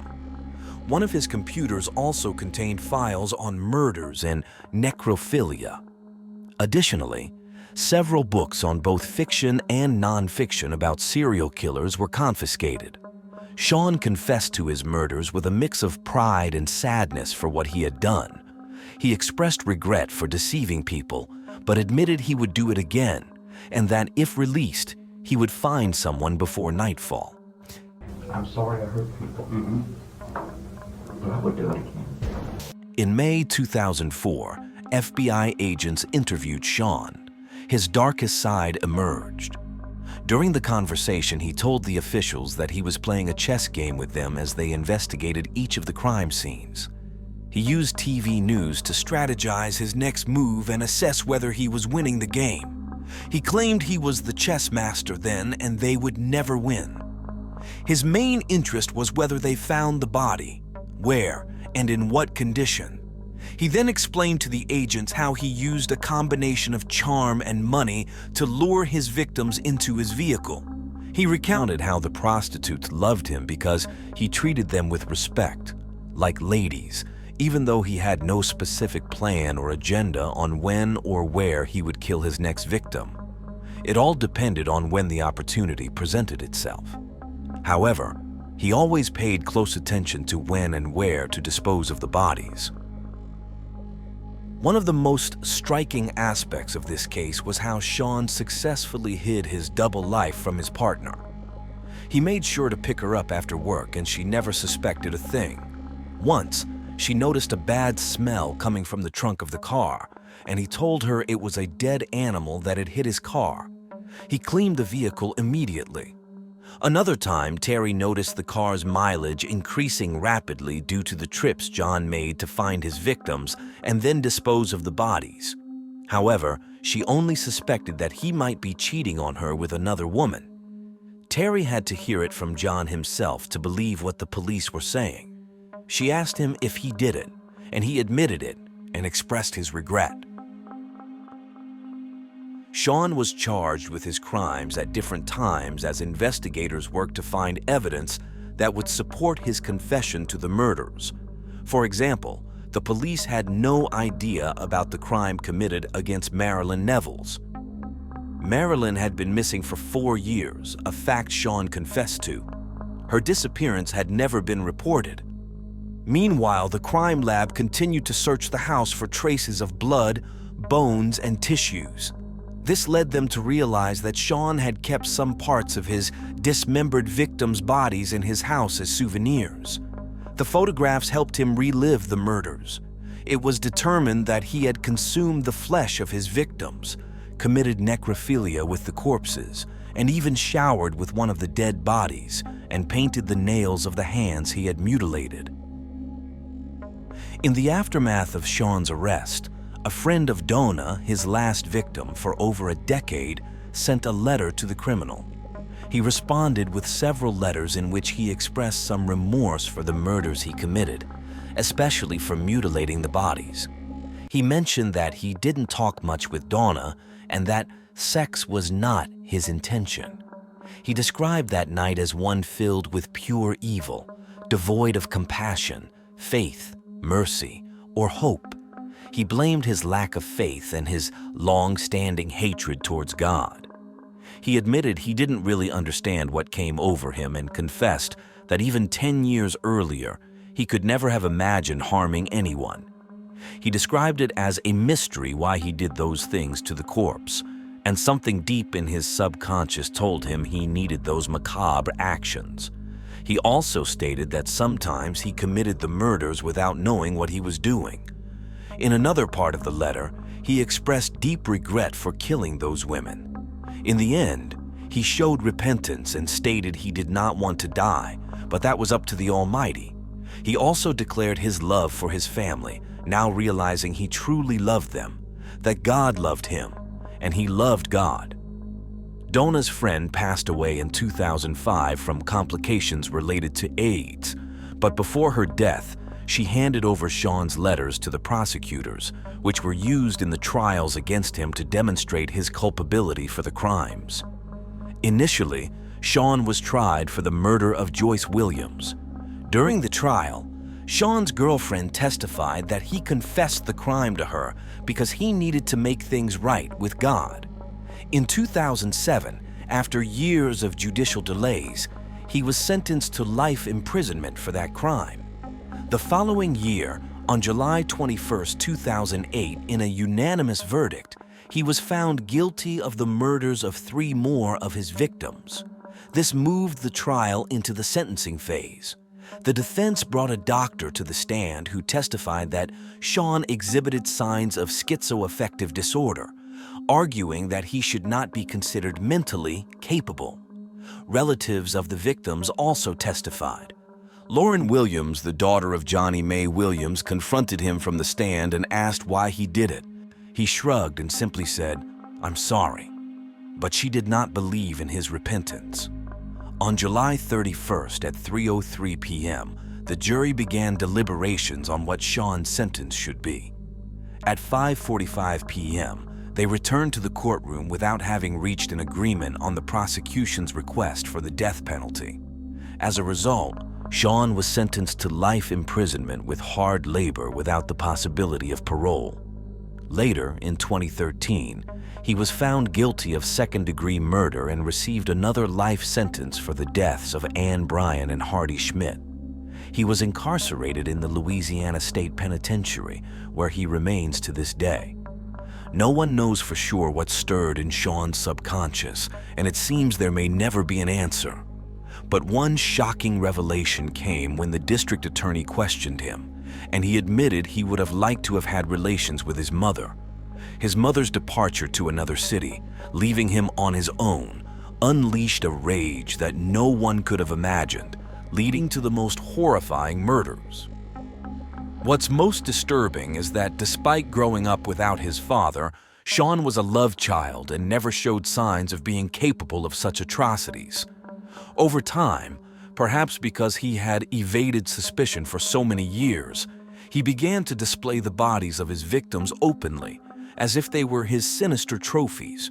Moreover, he knew how to choose his victims, hunting for prostitutes, drug addicts, and anyone willing to get into his car, people who had no one to miss them, the outcasts of society. However, He also included at least 2 individuals from better economic backgrounds, which helped him avoid sticking too closely to a single pattern. His confidence in not being caught, thinking he was winning the chess game against the police, underscores the narcissistic, grandiose, and egomaniacal character of this serial killer. The interviews in which he revealed his crimes are chilling, as they showed a man speaking calmly about heinous acts, without a tremor in his voice. It seemed as if he wanted to shout it from the rooftops to let everyone know he was pure evil.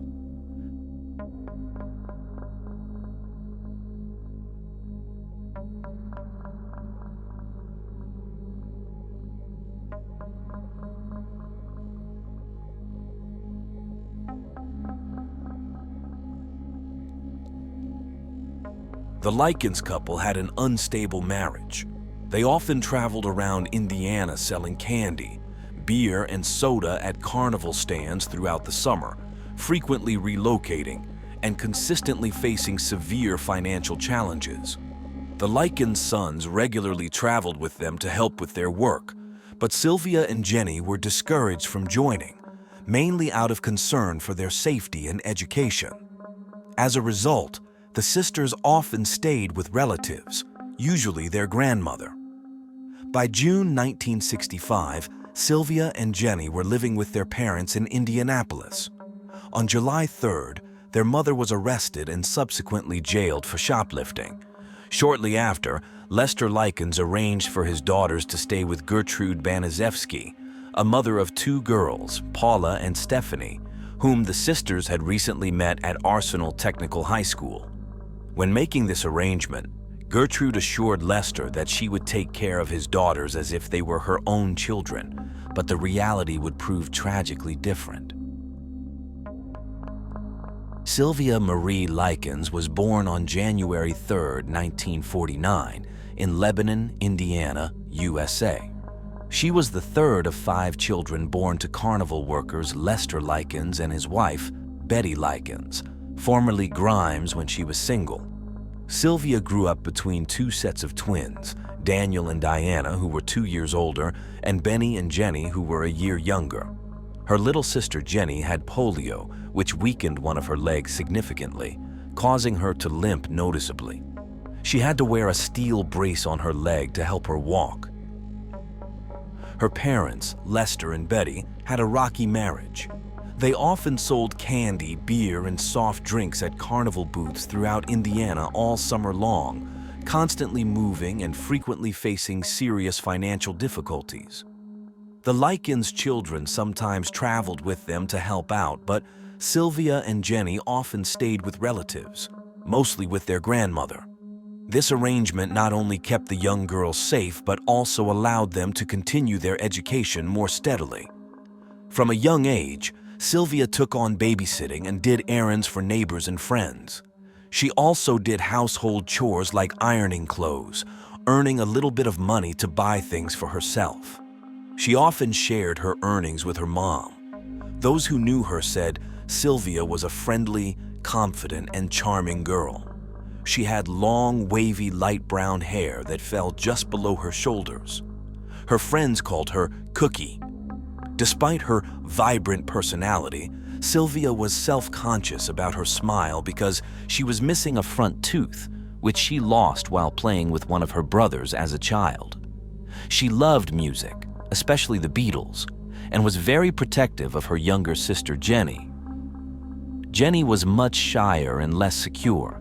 The sisters often visited a local skating rink where Sylvia would help Jenny skate, holding her hand as Jenny relied heavily on her stronger leg.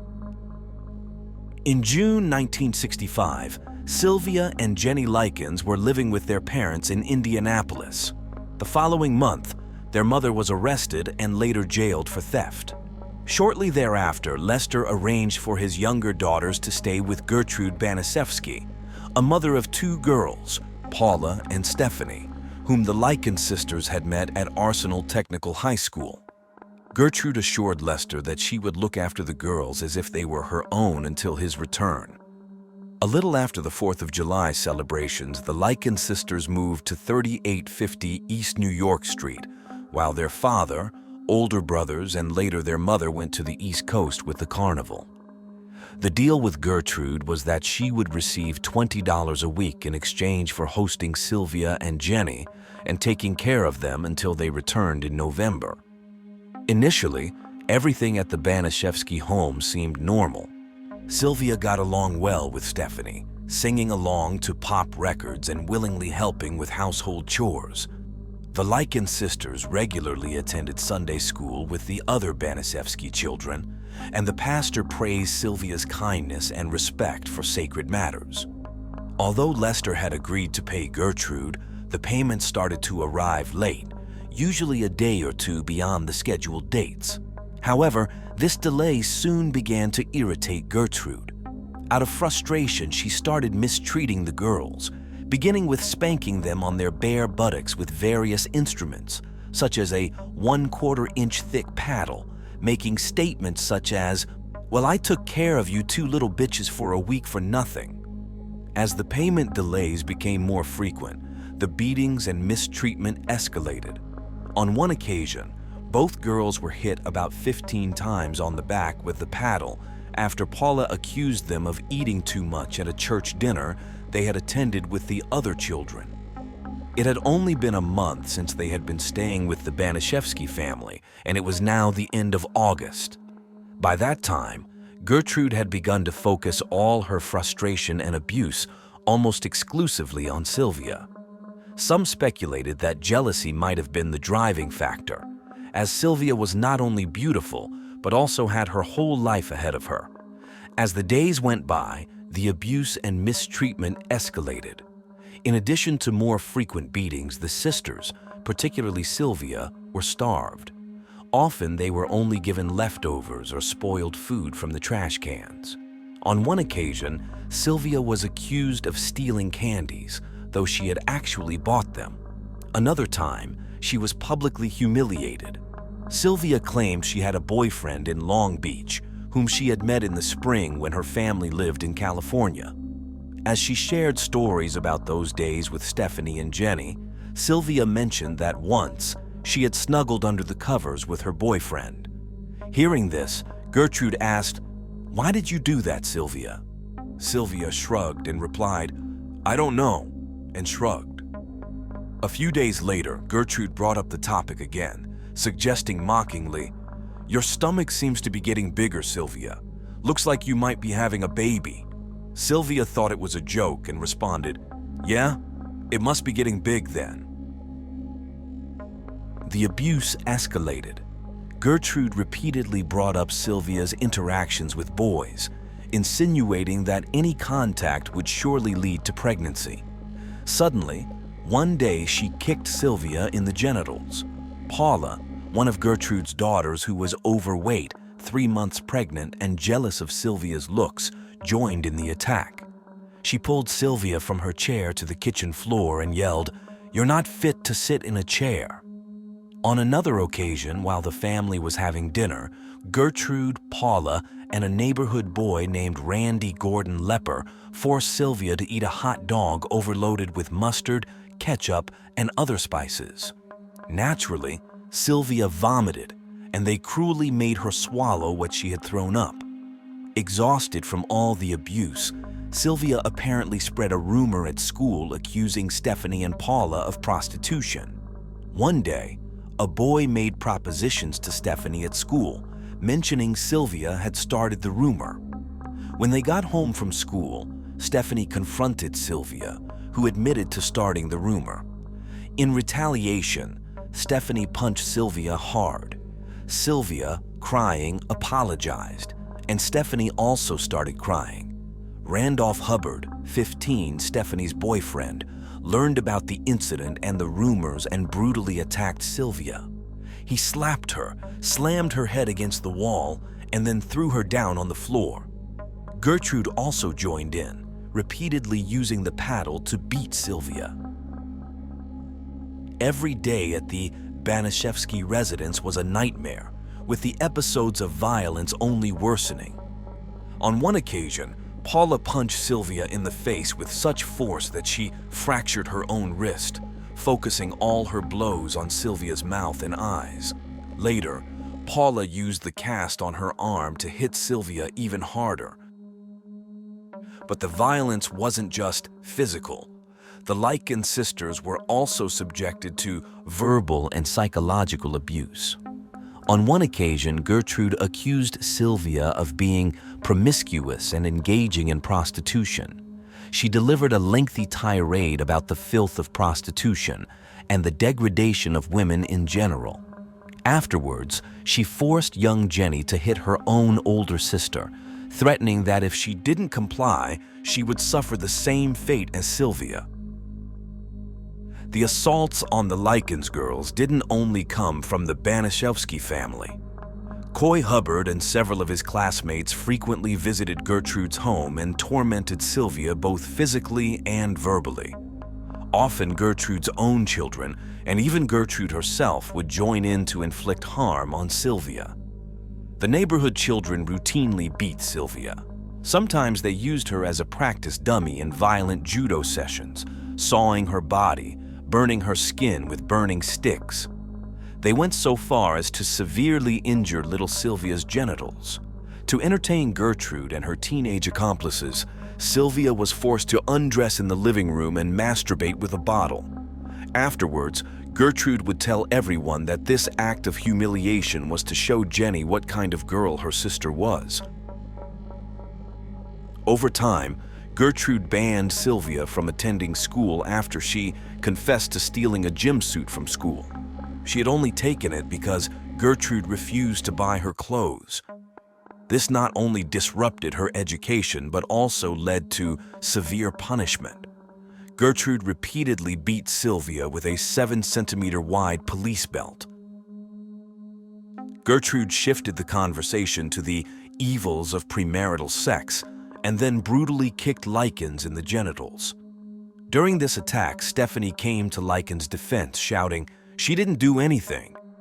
Gertrude continued her torment by burning Likens' fingertips with matches before further whipping her. A few days later, Gertrude again used the police belt to repeatedly whip Jenny after she reportedly stole a single tennis shoe from school to wear on her stronger foot. Due to the increasing frequency and brutality of the torture and mistreatment, Sylvia gradually became incontinent. She was denied access to the bathroom and was forced to wet herself as a form of punishment for her incontinence. On October 6, 1965, Gertrude threw Sylvia Likens into the basement and tied her up. She often kept Sylvia naked, barely fed her, and frequently denied her water. Sylvia was almost always tied to the stair railing in the basement, with her feet barely touching the ground. The Banishevsky family occasionally paused their physical and mental torment to watch their favorite TV shows.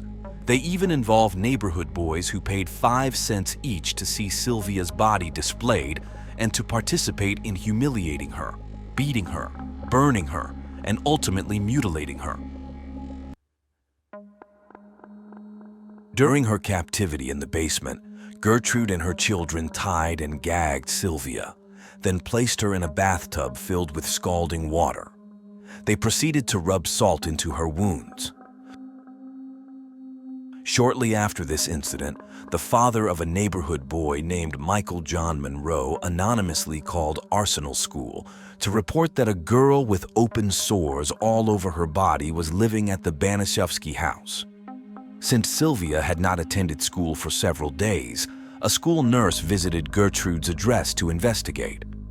Gertrude told the nurse that Sylvia had run away from home the previous week and that she did not know her whereabouts. She added that Sylvia was out of control and that her open sores were the result of her refusal to maintain personal hygiene. Gertrude also claimed that Sylvia was a bad influence on both her own children and her sister. The school did not conduct any further investigations into Sylvia's whereabouts or well-being. In mid-October, John Banishevsky Jr. cruelly tormented Sylvia by offering her a plate of soup and swiftly pulling it away as she tried to eat with her hands. By then, Sylvia was already suffering from extreme malnutrition. That day, Gertrude Banaszewski allowed Sylvia to sleep upstairs, but only on the condition that she did not wet the bed. At night, Sylvia quietly asked Jenny to give her a glass of water in secret before she went to sleep. The next morning, Gertrude discovered that the girl had peed herself. As punishment, she was once again forced to masturbate using a glass bottle in the presence of the Banaszewski children. Shortly thereafter, Gertrude shouted for Likens to return to the kitchen, then ordered her to strip naked before proclaiming to her, "You have branded my daughters. Now I'm going to brand you." She began carving the words, "I'm a prostitute and proud of it," onto Likens' abdomen with a heated needle. When Gertrude was unable to complete the markings, she instructed one of the neighborhood kids, 14-year-old Richard Dean Hobbs, to finish etching the words into Likens' flesh as she took Jenny to a nearby grocery store. In what Hobbs would later insist were short, light etchings, he continued to brand the text into Likens' abdomen as she clenched her teeth and moaned.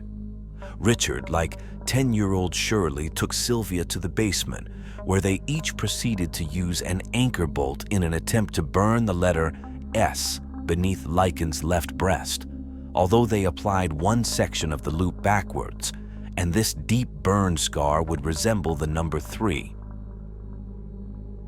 On that grim night, after enduring terrible abuse, Sylvia told her sister Jenny, "I know you don't want me to die, but I'm going to die, I'm sure of it." The next day, Gertrude woke Sylvia and forced her to write a letter while dictating its contents. The plan was sinister. They intended to deceive the Likens' parents into believing that Sylvia had run away from the Banaszewski residence. The content of this letter was intended to frame a group of anonymous local boys for extensively abusing and mutilating Likens after she had initially agreed to engage in sexual relations with them before they inflicted the extreme abuse and torture upon her body. After Likens had written this letter, Gertrude finished formulating her plan to have John Jr. and Jenny blindfold Sylvia, then take her to a nearby wooded area known as Jimmy's Forest and leave her there to die. Sylvia was once again tied to the stair railing in the basement. Gertrude offered her cookies to eat, but Sylvia refused them, saying, "Give them to the dog, I don't want them." In response, Gertrude forcefully stuffed the cookies into Sylvia's mouth, and she and John began to beat her, focusing on her stomach. On the morning of October 26th, Sylvia was unable to speak intelligibly or coordinate her limb movements properly. Gertrude took her to the kitchen, leaned her against the wall, and tried to feed her a donut and a glass of milk, but Sylvia couldn't hold the glass properly. Frustrated, Gertrude threw Sylvia to the floor and then returned her to the basement. Soon after, Sylvia became delirious, moaning and muttering repeatedly. When Paula asked Sylvia to recite the English alphabet, Sylvia could not get past the first 4 letters or get up from the floor. That afternoon, several of the neighborhood tormentors gathered in the basement. Sylvia flailed her arms in an apparent attempt to point out the faces of the tormentors she recognized, shouting names like, "You're Ricky" and "You're Gertie." Minutes later, Sylvia tried unsuccessfully to bite into a rotten pear she was given, saying she couldn't feel her teeth. Hearing this, Jenny reminded her, "Don't you remember, Sylvia? Your front tooth fell out when you were 7 years old." Exhausted from all the abuse and certain she would die there, Sylvia desperately tried to escape the basement but collapsed without the strength to make it up the stairs. This attempt was met with the harshest of punishments. Gertrude struck Sylvia's head with excessive violence. Sylvia lost consciousness, and Gertrude just stood by, watching her for a while. Shortly after, at 5:30 p.m., Richard Hobbs returned to the Banaszewski residence and immediately went to the basement. He found Stephanie crying and embracing Sylvia's emaciated and lacerated body after their mother had ordered her to clean Sylvia's body. Stephanie and Richard then decided to give Sylvia a warm, soapy bath and dress her in clean clothes. They laid her on a mattress in one of the bedrooms. Sylvia murmured her last wish, hoping her father would be with her, or at least that she could be taken home. After enduring severe punishment and weakened from lack of food, Sylvia finally succumbed to her injuries and died. When Stephanie realized Sylvia wasn't breathing, she tried to perform mouth-to-mouth resuscitation, while Gertrude repeatedly screamed at the children in the house that Sylvia was faking her death. Initially, Gertrude hit Sylvia's body with a book, yelling at her that she was lying and pretending in an attempt to wake her.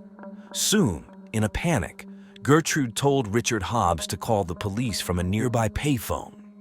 When the police arrived at their address around 6:30 p.m., Gertrude led the officers to the bedroom. She showed them Sylvia's extensively beaten and mutilated body lying on a dirty mattress. She then handed them the letter that Sylvia had been forced to write. Gertrude also claimed that she had been caring for the young girl for an hour or more before her death, after having applied antiseptic to Sylvia's wounds in a futile attempt at first aid. She told the police that Sylvia had run away from home with several teenagers before returning to her house that afternoon, bare-chested and with the note in her hands.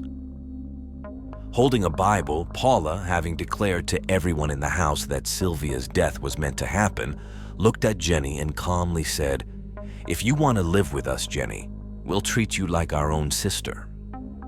Following instructions she had received before the police arrived, Jenny recited the rehearsed version of the events leading up to Sylvia's death, before whispering to the officers to take them away and that she would tell them everything. The formal statement provided by Jenny Likens led to the arrest of Gertrude, Paula, Stephanie, and John Jr. Baniszewski on suspicion of Sylvia's murder, just hours after her body was discovered. The same day, Coy Hubbard and Richard Hobbs were also arrested and charged with the same crimes. The three older Baniszewski children, along with Coy Hubbard, were placed in a nearby juvenile detention center. The younger Baniszewski children and Richard Hobbs were held at the Indianapolis Child Guardian's home. All were detained without bail pending trial.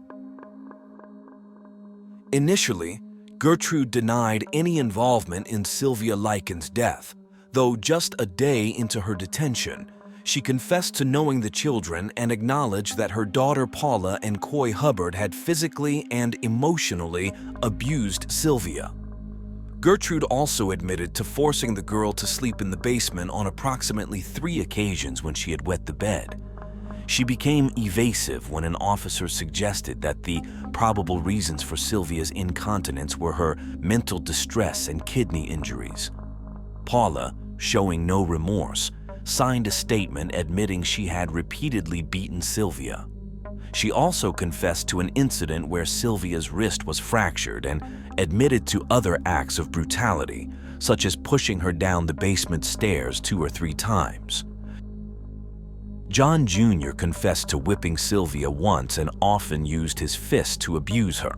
He admitted to burning Sylvia with matches on several occasions and added that his mother had repeatedly burned the girl with cigarettes. The autopsy of Sylvia Likens' body revealed she had suffered over 150 separate injuries across her body and was extremely emaciated at the time of her death. The injuries varied in location, nature, severity, and healing stage. They included burns, severe bruises, and extensive damage to muscles and nerves. Her vaginal cavity was swollen and nearly closed, though an examination determined her hymen was still intact, debunking Gertrude's claims that Sylvia had been 3 months pregnant and the accusations of prostitution and promiscuity. The official cause of Sylvia Marie Likens' death was identified as subdural hematoma, resulting from a strong blow to the right side of her head. The shock she suffered, primarily due to severe and prolonged damage to her skin and subcutaneous tissue, as well as chronic malnutrition, were also noted by the doctor in relation to Sylvia's death. Rigor mortis had fully developed by the time her body was discovered, indicating that Sylvia could have been dead for up to 8 hours before she was found.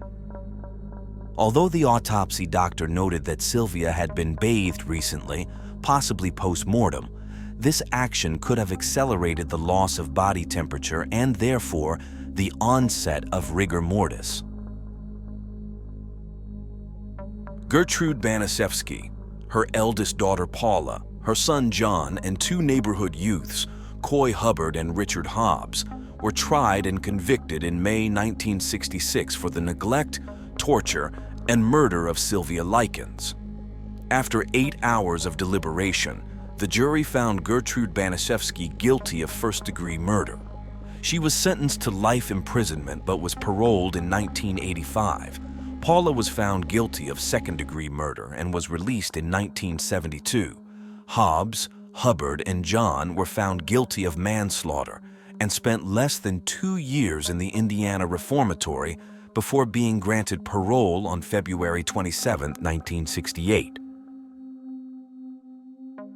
The citizens of Indiana consider the torture and murder of Sylvia Likens the worst crime ever committed in their state, and a lead investigator from the Indiana Police Department has described it as the most sadistic case he investigated in his 35 years of service.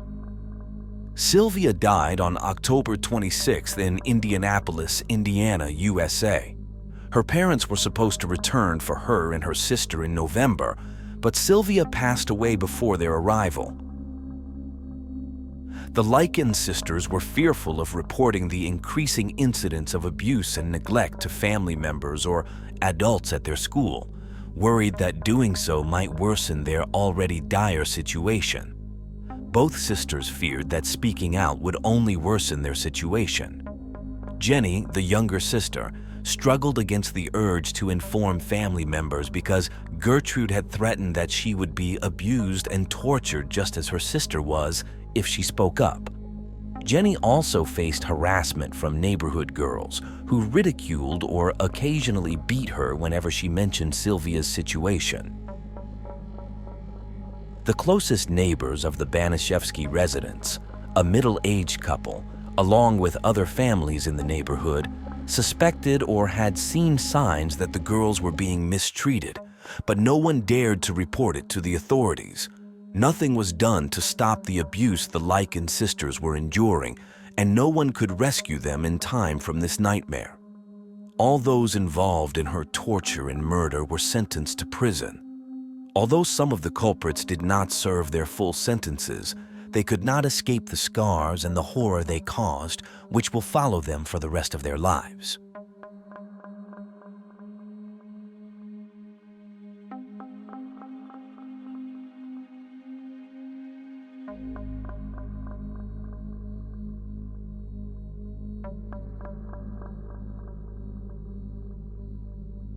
Jamie McMahon and Christopher Kaufman were once considered quiet, likable young men by those who knew them well.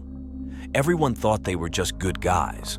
But out of the blue, they shocked their friends and family by unleashing a spree of kidnappings and murders that shook the small rural town of Gibson in Iowa. So, what led to such a drastic change in their behavior? Those who knew them say the answer lies in methamphetamines. Meth, a highly addictive stimulant that affects the central nervous system, became easily accessible in the population around 1997. Originally developed in the early 20th century from amphetamine, it was used in nasal decongestants and bronchial inhalers. This drug causes hyperactivity, non-stop talking, and a false sense of happiness and euphoria. In their crime spree, McMahon and Kaufman brutally murdered 2 women in what seemed like an execution-style killing. They also attempted to rob a bank, kidnapped 2 girls, and then vanished, leading the FBI on a lengthy manhunt across 6 states.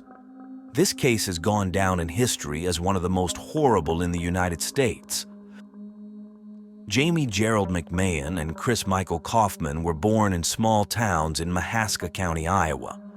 McMahon's mother and Kaufman's father got together in 1979 and eventually married. The boys grew up together in Oskaloosa, Iowa, a city of then about 10,000 people.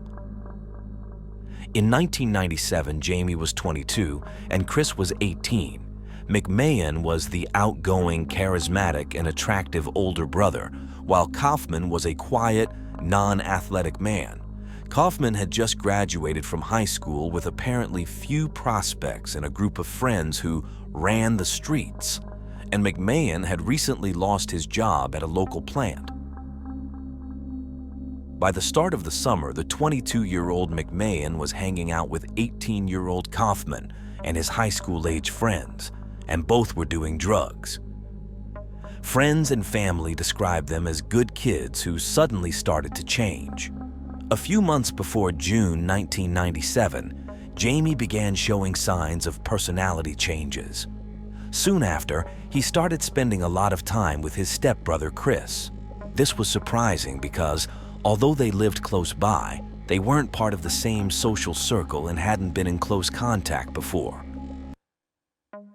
Suddenly, they were inseparable. It's unclear exactly when, but both began using methamphetamine, which their friends and family believe led them to commit horrific crimes. In the days leading up to their crime spree, the stepbrothers had been using meth and went almost a week without sleeping or eating. In fact, the night before the crimes, they partied with several girls at a hotel. That led up to Wednesday, June 11, 1997, when they embarked on a 4.5-hour-long rampage across south-central Iowa. Their first crime took place at a rural farm in What Cheer, Iowa, where 52-year-old Barbara Garber lived alone. Chris, apparently goaded by his brother, shot her directly in the forehead without hesitation or remorse. Barbara was then shot 3 more times at close range while seated in an armchair. She didn't resist, and there were no signs of forced entry. Afterward, Jamie and Chris fled in Garber's new vehicle, a dark green 1997 Dodge Dakota pickup truck, a model Jamie had always wanted but could never afford. Barbara was later found dead in her living room by her boss, who was concerned about her unusual absence from work. She was fully dressed, reclining on her left side as blood poured from her head wounds. Next to her feet lay her breakfast and a coffee cup. Neighbors were interviewed by investigators after Barbara's body was discovered. One neighbor reported seeing an unfamiliar blue car in Barbara's driveway early that morning as she left for work, but she didn't see anyone inside or take note of the license plate. The second murder and theft by the stepbrothers took place in rural Gibson. They went to the home of 18-year-old Eileen Schultz and shot her twice in the head at close range. This time, it was Jamie who pulled the trigger, ending the life of the young woman. Her mother had died in 1985 when Eileen was just 6 years old. Raised by her grandparents in the rural town of Gibson, Eileen had just graduated from high school a month before her murder. She worked part-time as a babysitter and a grocery store clerk. On the morning of the crime, witnesses saw Barbara Garber's green truck parked outside the Schultz home around 9:30 a.m. The stepbrothers took Eileen's car next, using it to commit their third crime, the robbery of Gibson Savings Bank, which happened around 10 a.m. There were no customers or security guards at the bank at that time, just a cashier and the manager. 2 masked robbers dressed in ski masks, gloves, and work clothes stormed in. Pointing a gun at the manager's head, one of them went straight to the safe, stuffing all the cash into plastic trash bags. They left the bank with $65,000. The police and the FBI were alerted immediately, and the investigation kicked off without delay. Though the robbers wore masks, bank employees described them as white males. Unfortunately, the bank had no security cameras, making it harder for investigators to gather evidence beyond witness statements. An additional witness, A 10-year-old girl riding her bike on the street saw two masked men carrying bags as they exited a gray car and entered the bank. She quickly rode away before the criminals left the scene. Investigators issued an alert for the car. About 2 miles from the bank in rural Gibson, behind some grain containers, the stepbrothers ditched Island's gray car and continued their escape in the pickup truck of their first victim. A police officer found the abandoned vehicle and soon identified it as belonging to Island Schultz. Heading to the Schultz home nearby, the officer found Island on the floor with a gunshot wound, dead. Beside her lay an audio cassette and 2.22 caliber bullets, the same type used in the murder of Barbara Garber. There were no signs of forced entry or defensive wounds. For the authorities, it was easy to link the three crimes that occurred in less than 2.5 hours and within 5 miles of each other, especially in a town where such incidents were extremely rare. Ballistic analysis later confirmed that both Barbara and Island were killed with the same weapon, a .22 caliber semi-automatic pistol. The massive attention from the media and the panic in the community drove the police and FBI to intensify their investigation. Officers received hundreds of calls with tips related to the case. One came from a young person who saw the green truck with 2 men on board in Oskaloosa. Another witness in Oskaloosa reported seeing a young man from the town between 10:30 and 11 a.m. on June 11th, driving a truck that had not been seen before. It was Jamie who was seen driving around in the blue car.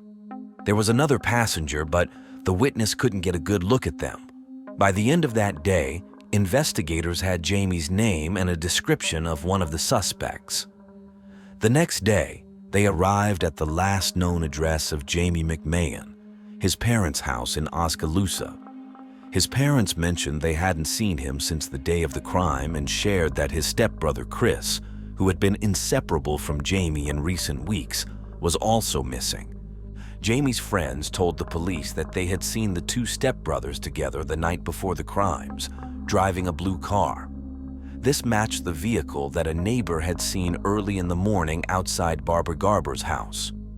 A friend of Jamie's also revealed that on the day before the crimes, Jamie had come to his house with Christopher and had asked to borrow something unusual, a gun. He handed over a .22 caliber semi-automatic pistol. This information sparked a massive search for the stepbrothers and the green truck they were traveling in. The search spanned over 1,000 miles across 6 states, keeping Americans on edge and the community of Gibson terrified. Mandy, 17, and Amanda, 16, best friends from Oskaloosa, were reported missing by their parents the night before the brothers' crime spree. Unbeknownst to their families, Mandy and Amanda had been at the party Jamie and Chris threw at a hotel in Oskaloosa the night before the crimes. The next morning, June 11th, while the girls were still asleep, the young men carried out the murders and the bank robbery. After the crime spree, the stepbrothers picked up the girls from the hotel in the stolen green truck. They offered the girls a free trip to Florida, which the impressed teenagers accepted without asking many questions.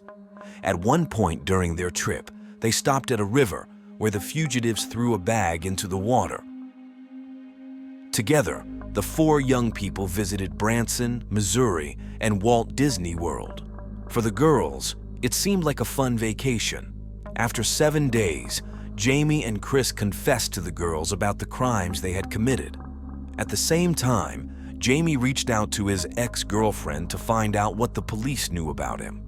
Unbeknownst to him, one of the FBI's strategies was to place a device on the girl's phone to record and trace any calls from the fugitive. Although Jamie hung up quickly, the conversation lasted long enough for the FBI to trace the number. The police located him at a hotel in Florida, where staff confirmed that the young men had been there with the 2 teenagers, Mandy and Amanda. After their wild escapade, they had already left the scene. In an attempt to evade recognition, Chris even dyed his hair. 3 days later, in a drug-induced state, Jamie told Mandy and Amanda that he wouldn't mind killing them too. Terrified by this threat, the girls told them they wanted to go home. After some argument, Jamie reluctantly gave them money for a taxi and train fare back home. Once back in Oskaloosa, the girls went straight to the police and explained that as soon as they wanted to leave after finding out about the crimes, Jamie and Chris had held them captive. They were finally set free after 10 days. The girls claimed they had no idea where the stepbrothers were headed next. Soon after, there was a new discovery. An officer found in the A River the bag the stepbrothers had thrown away. Inside were the ski masks and work clothes Jamie McMahon and Chris Kaufman had worn during the bank robbery, as well as Island's wallet with her ID. The fugitive stepbrothers managed to evade a nationwide manhunt for about 3 weeks. There were sightings as far away as Texas and Minnesota. On June 30th, 1997, 19 days after the crimes, a man in Pensacola, Florida, called the police to report a 1997 green Dodge Dakota, the same vehicle the authorities were searching for. He said the driver looked just like Jamie McMahon. The caller even recognized the license plate while driving on Interstate 10.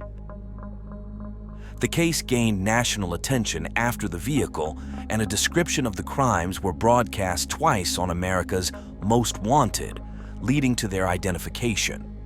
Immediately, the county police started a thorough search for the vehicle. An officer found the truck at a motel. The stepbrothers had removed the front license plate in an attempt to confuse the authorities, but it was indeed the vehicle they were looking for. The police questioned the receptionist who, upon seeing their photos, confirmed that the 2 young men were staying there. However, she added that there was a third man with them. Fearing that the fugitives might have taken a new hostage, officers evacuated the motel.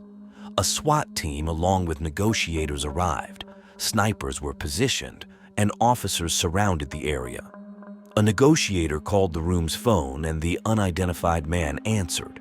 It quickly became clear he was not a hostage. He informed the officers that he had met the stepbrothers a few days ago while hitchhiking and had been partying with them.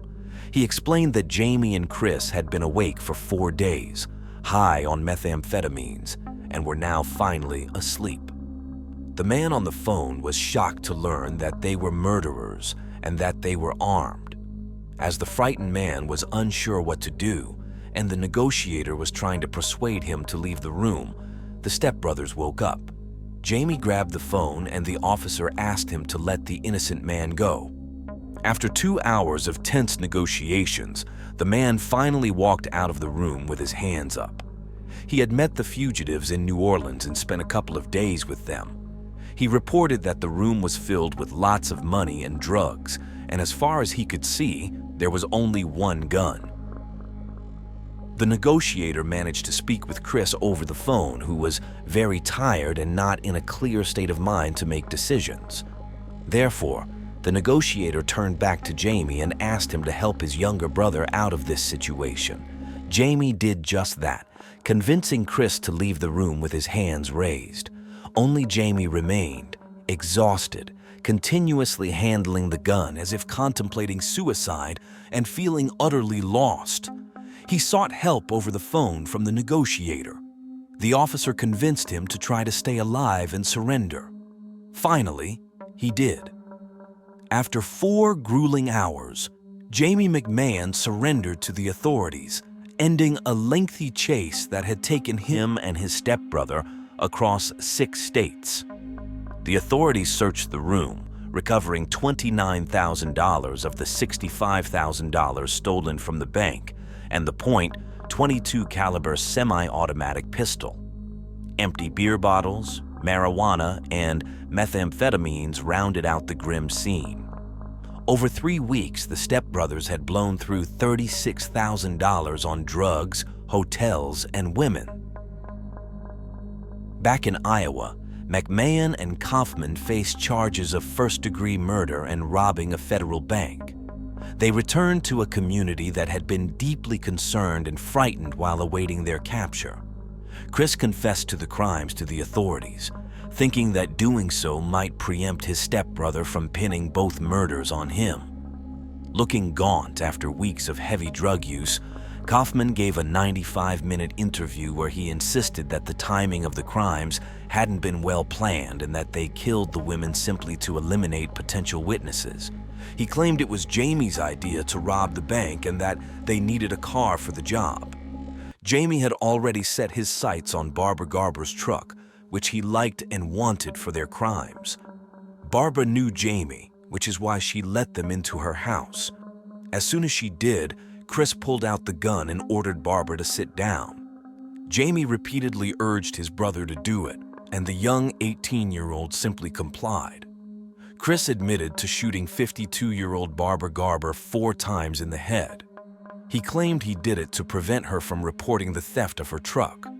He described the brutal murders casually, as if discussing the weather, in a monotonous tone to an agent from Iowa's Criminal Investigation Division. "I just sat there for a while and then I did it," he explained. When asked how he felt about killing the 52-year-old grandmother, Chris admitted to feeling a bit guilty, but ultimately felt that all he had to do was pull the trigger. Since Jamie was particularly fond of Barbara's truck, they decided to steal a different car to rob the bank, then abandon it to continue their escape in the pickup. McMahon decided to visit another acquaintance island. She let them in after Jamie asked to borrow money supposedly for gas. She gave them $5, and as she turned around to put a cassette in the music player, Jamie shot her in the back of the head. To make sure she was dead, he shot her again between the eyes after she had fallen to the floor. Then they took the car keys and the wallet of Island and finally fled. Chris strongly denied having shot Island, and the authorities confirmed that it was Jamie who took the life of the 18-year-old, which he later admitted in court. When asked if he would do it all over again, Chris said he probably wouldn't do exactly the same thing. "I wouldn't kill anyone," he stated. The young man requested a psychiatric evaluation, asserting that he knew he could be capable of killing someone in prison if they tried to bother him. The stepbrothers were each sentenced to 5 life terms after pleading guilty to first-degree murder, car theft, and armed bank robbery. They agreed to plead guilty on the condition that federal prosecutors would not seek the death penalty. The father of the stepbrothers insisted that both Jamie and Chris were good kids at heart. "If they did this, we feel drugs were the cause. That's the only thing that could have been," he said. Methamphetamine use was on the rise in the region around that time. In 1997, Iowa was identified as one of the top 5 states in the U.S. where the use of methamphetamine. Known as the poor man's cocaine, it began to gain followers in the working-class areas of southeast Iowa due to its ease of manufacture and relative affordability. Health experts note that methamphetamine use can lead to paranoid behavior, weight loss, bad temper, and irritability. 20 years after the crimes, at 42 years old and having spent nearly half his life behind bars, Jamie McMahon decided to end his life. In November 2017, he was found unconscious in his cell. Authorities determined it was an apparent suicide. Despite immediate life-saving attempts by the medical staff, Jamie was declared dead at 10:30 a.m. Jamie and Chris's story is a stark reminder of how drugs can lead to disastrous and irreversible decisions. These guys wanted to endlessly extend their ecstasy from drugs, alcohol, parties, and women. To fund their lifestyle, they made the most insane decision to rob a bank. But then they needed a getaway car, and in that chain of poor choices, they murdered 2 women without any mercy to accomplish what they wanted.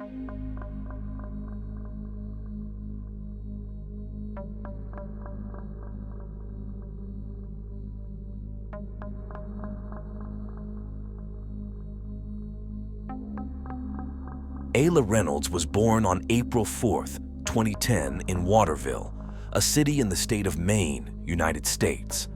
She was a beautiful girl with blonde hair, blue eyes, and an irresistible smile. She loved music and dancing to the rhythm of her favorite songs. Her parents, Trista Reynolds and Justin DiPietro, were not a couple but had known each other for a long time. They had a brief romance in the summer of 2009, resulting in Trista getting pregnant. The news was particularly surprising for Justin, who had no intention of having a child with Trista and even doubted he was the father. When Trista gave birth to Ayla, the resemblance to Justin was undeniable, but he still refused to acknowledge her as his daughter. A paternity test in July 2010 finally made him accept his parenthood. Consequently, in December of the same year, he was ordered by Child Protective Services to provide child support. Trista and Justin didn't have a court-approved custody agreement. However, Trista, who lived in Portland, had the primary physical custody of Ayla thanks to an arrangement between them. It was only in mid-2011, after Ayla's first birthday, that Justin started having visits with her. He lived an hour and a half away, and the encounters were meant to be during the day and very brief. They agreed that he could occasionally take Ayla with him, but never overnight. In the months following Ayla's birth, Trista became pregnant again, this time by her fiancé Raymond. Thus, in 2011, Ayla became the elder sister to Raymond Jr., and Trista managed the care of both children. Everything changed on October 13, 2011, when Trista had an encounter with Child Protective Services. The details of the complaint that led to this meeting are not clear, but it was known that Trista had a substance abuse problem.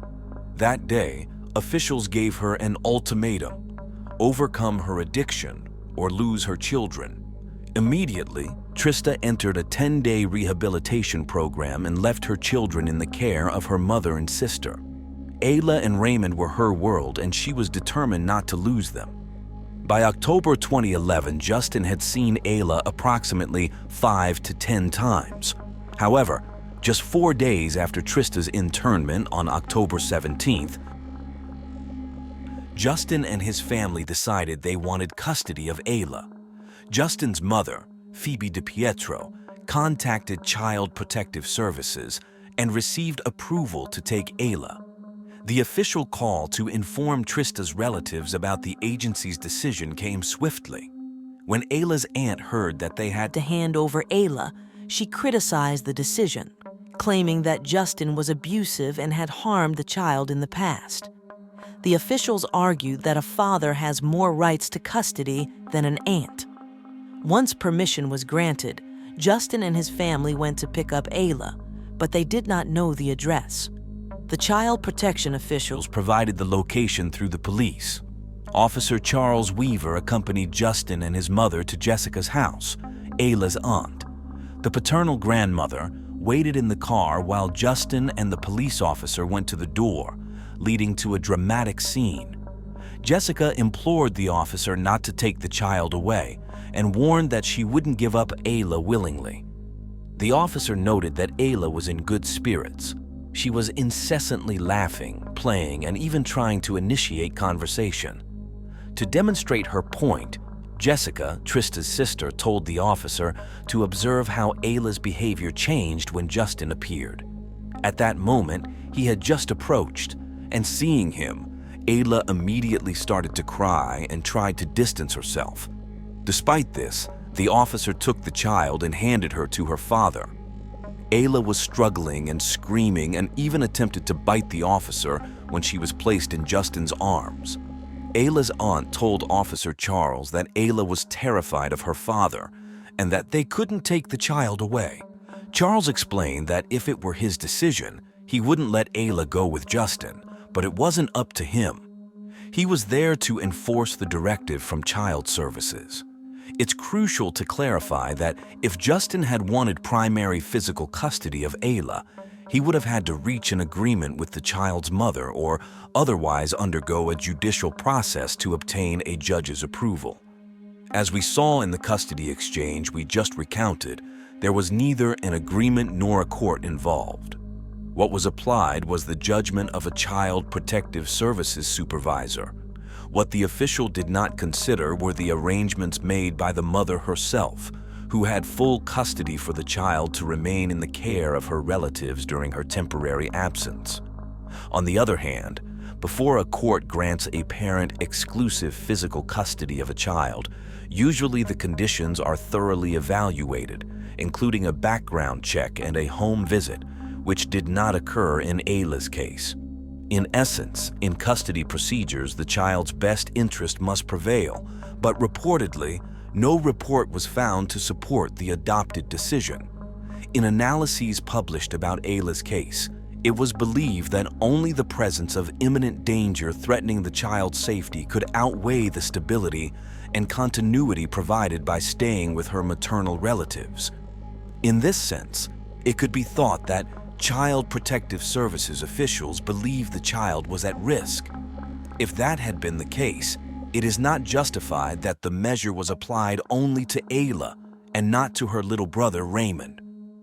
The father took the girl to his childhood home in Waterville, where he lived with his 47-year-old mother, Phoebe, his 24-year-old sister, Elisha, and her daughter, Gabriella, who, like Ayla, was a baby. At that time, Justin, 25, occupied the partially finished basement, a single large room, while the rest of the family lived upstairs. During the time spent in rehabilitation, Trista called Justin every day to speak with Ayla and ensure everything was all right. In these contexts, she perceived no warning signs.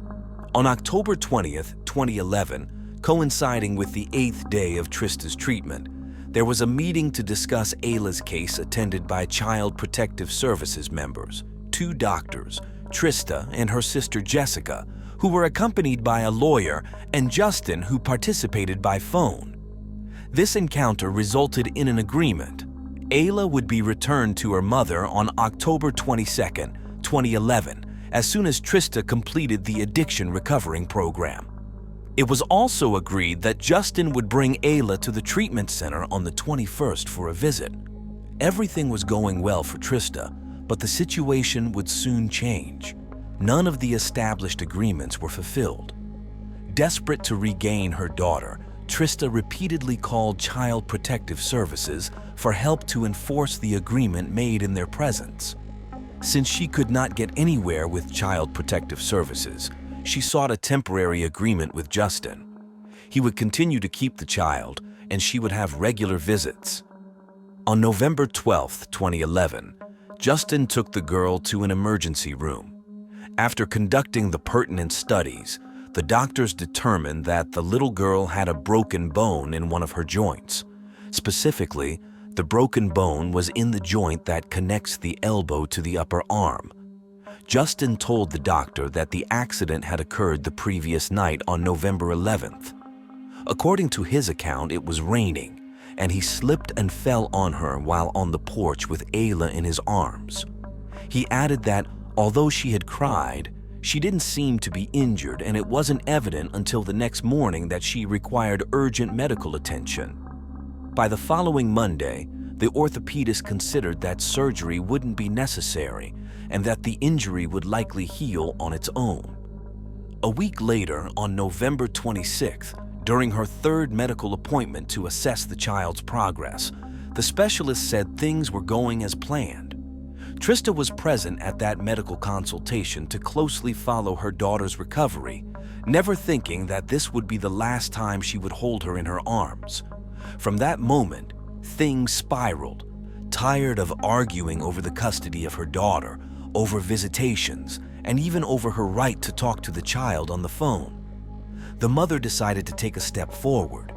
On December 15th, 2011, she filed papers in court to initiate legal proceedings to obtain full physical custody of Ayla. Just 2 days later, on Saturday, December 17th, Justin called the police in the morning to report Ayla's disappearance from his mother's house, where he was staying with his girlfriend, Courtney Roberts, and his sister, Elisha. He assured them that they had put the 20-month-old girl to bed the night before, and when they woke up, she was gone. Early that morning, Trista had started a car trip to a coastal city in Maine, just 50 miles from the Canadian border, to visit her boyfriend Raymond, who had just entered a correctional facility after being convicted of arson. She was dozing in the passenger seat while her father-in-law, Robert Fortier, drove. Robert answered a call from Trista's father, informing him that Ayla was missing. The news left him frozen, and he looked for a suitable place to stop the vehicle and wake Trista. Still drowsy, she heard her father's voice and managed to understand that her baby's whereabouts were unknown. Desperate, Trista changed her course to meet the police who were searching for her little daughter. The journey lasted an hour and a half, but for Trista, it seemed like an eternity. Throughout the trip, she frantically called Justin to find out what had happened, terrified at the lack of response. Even upon arriving at the police station, both Trista and her fiancé's father gave statements. About 30 minutes later, Trista's father joined them at the police headquarters, angry and very distressed. As it transpired, Justin had called 911 that morning at 8:49 to report the disappearance. He said the last time someone saw Ayla was the previous night around 10 p.m., when his sister Elisha checked on her before going to bed. On Saturday morning, they discovered she had disappeared from her crib, but he didn't specify the time in the call. Justin's theory was that the minor had been kidnapped by an unknown intruder. The news of the minor's disappearance spread like wildfire, and the authorities wasted no time initiating an operation. Police chief spoke to the media, stating that the case was being aggressively investigated and that their goal was to find Ayla at all costs. The police proceeded to search the house for any clues that could lead them to the minor. To facilitate operations, the family stayed with friends. At the same time, a command center was established to coordinate the search operation. On the second day, Sunday, December 18th, search dogs were deployed, and the area around the house where Ayla was last seen was searched. Trista's home also underwent a meticulous search, during which the distressed woman had to stay with her mother and younger son in a motel.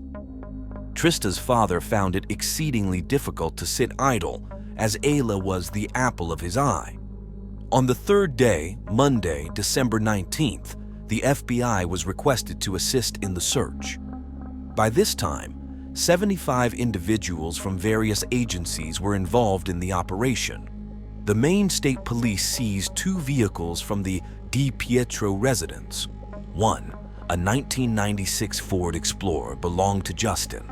The other, a 4-door silver sedan, was owned by Justin's girlfriend, Courtney, who was also present on the night of the disappearance. From day one, local newspapers echoed the news the following morning. Headlines in print media were already covering the story, and 72 hours later, Trista could be seen in interviews with different local news outlets. She did not hesitate to point towards Justin. By the end of the first week, the Today Show, one of the most successful morning news programs in the United States, highlighted the news.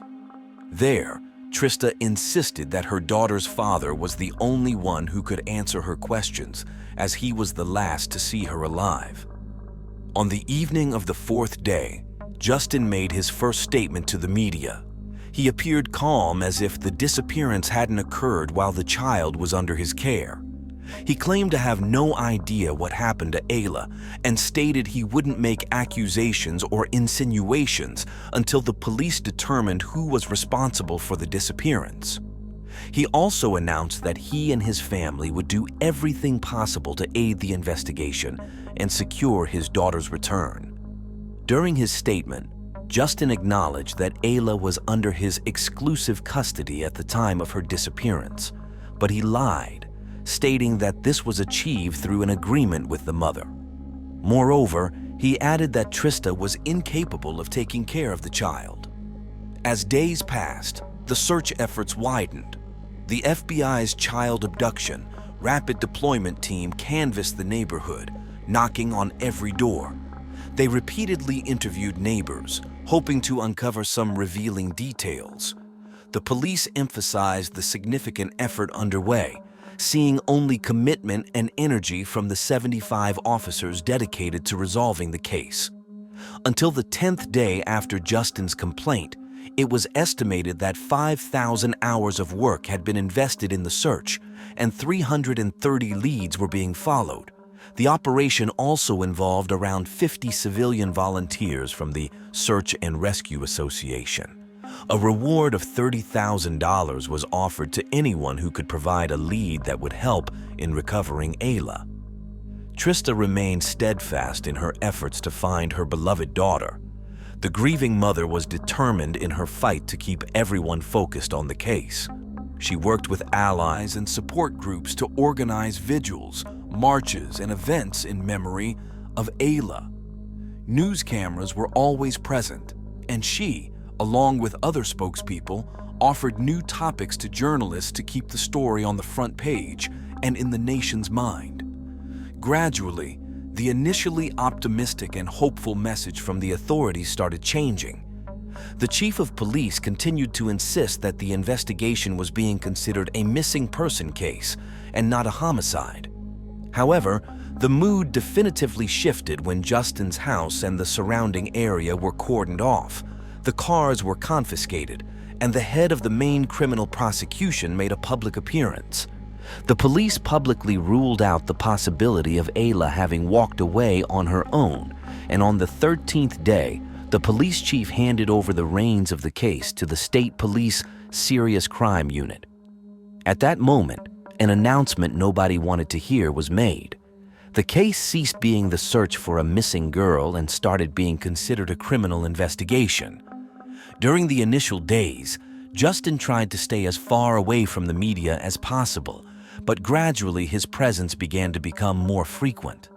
In one of his appearances on the Today Show, he spoke about the change in the message from the law enforcement agencies, insisted that someone had kidnapped Ayla, and expressed his wish for whoever took her to return her home.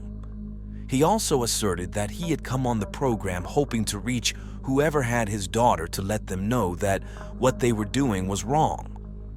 As if he knew the person in question, he spoke directly to them, saying they might think what they were doing was right for Ayla, but it wasn't. He clarified that this person had no right because they weren't her father, and that the child needed to be at home with her family. When questioned about the silence he had maintained until that point, Justin acknowledged that his efforts to cooperate had been delayed. He justified himself by stating that he had been a bit naive during the first weeks, thinking that Ayla would return. He also claimed that the law enforcement agencies had advised him to stay away from the press. This was partially confirmed by the spokesperson for the Maine Department of Public Safety, who explained that this was only said to him at the beginning. Later, the police themselves encouraged Ayla's parents to remain in the public eye. Justin took the opportunity to respond directly to the insinuations that had been made about him. He asked the television host to come see him and spend a day with him to witness what he was going through. Finally, he said that he praised the police's efforts, although some of the techniques and tactics they had to use had not been enjoyable. He pointed out that the truth is the truth. No matter how many times you are asked the same question and shouted at that you are a liar, anticipating that the truth is patient and would come to light.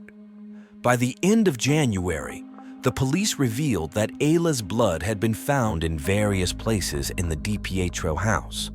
It also emerged that, while there was not enough evidence to make any arrests, Justin, Courtney, and Elisha, the three adults living in the residence where the girl was last seen, were considered suspects.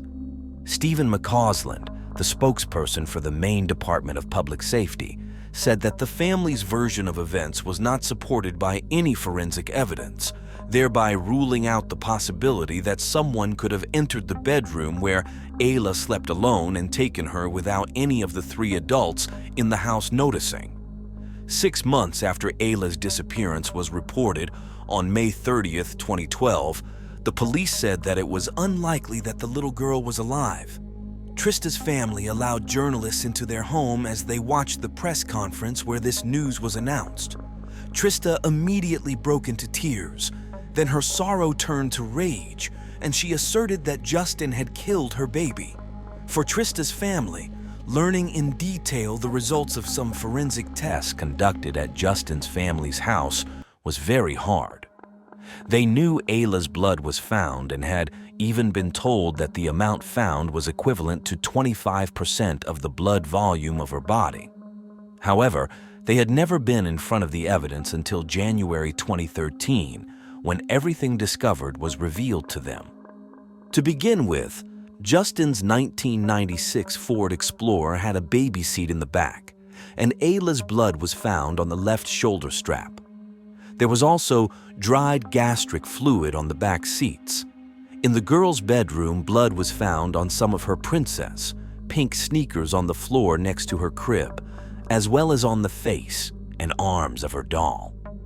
The investigators thought that she might have tried to clean the blood from her mouth with her toy.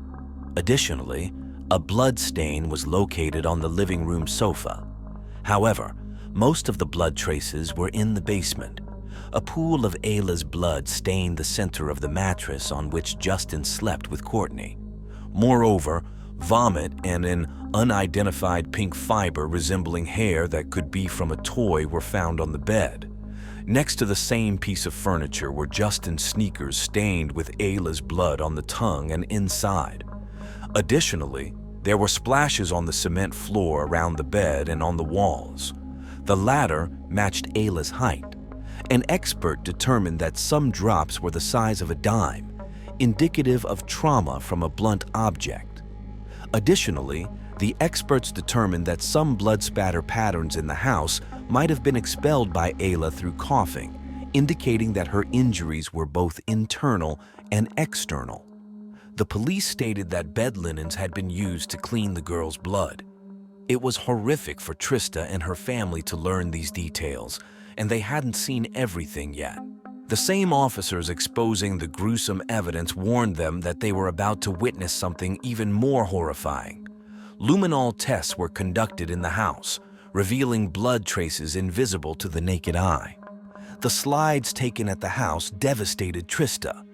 After seeing them, she left the police station in a panic. She was more convinced than ever that her daughter, Ayla, had been murdered. The police said there were more images to show her, but she refused to see them. She'd had enough.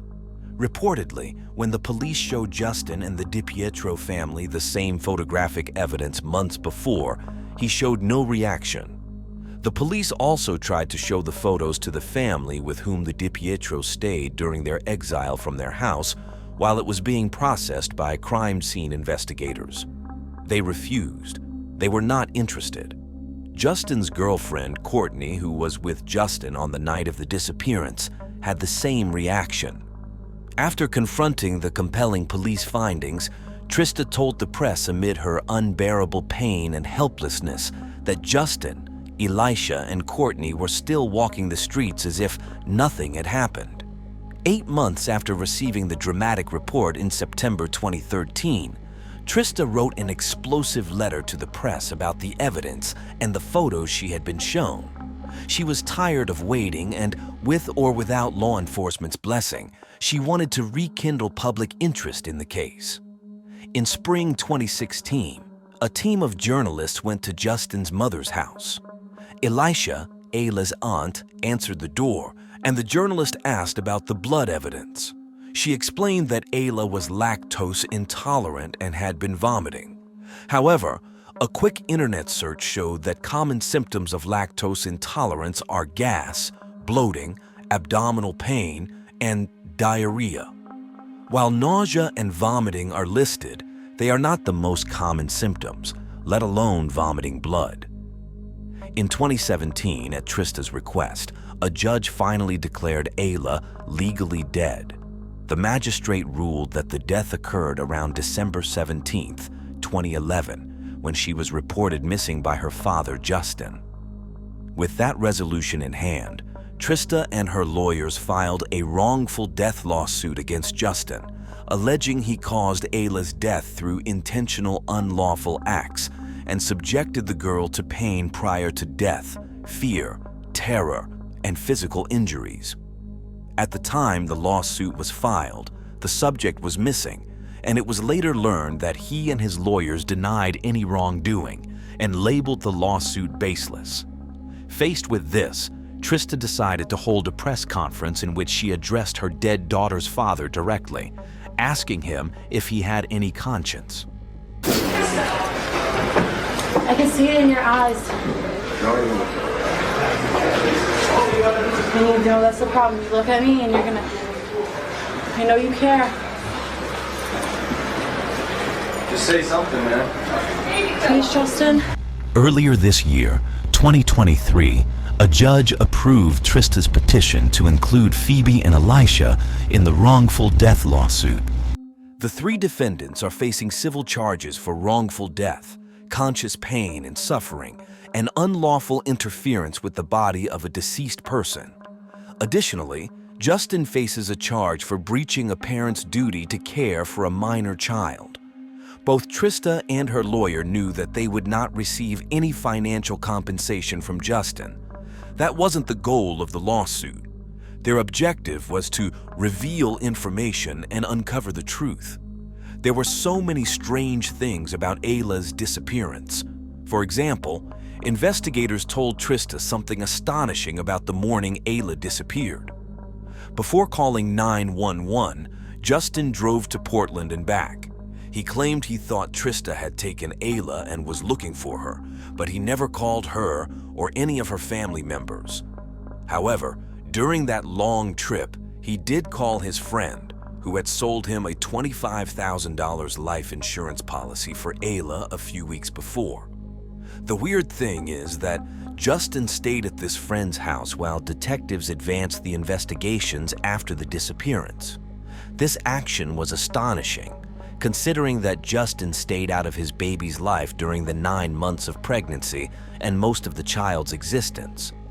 Trista also revealed having received strange messages from Justin in the week following the day he took Ayla. He mentioned being afraid that someone would try to kidnap her or snatch her away.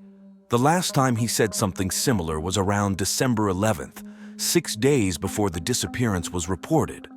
But when the child disappeared, those same messages became threatening and confusing. Trista said she had always wondered what those words meant.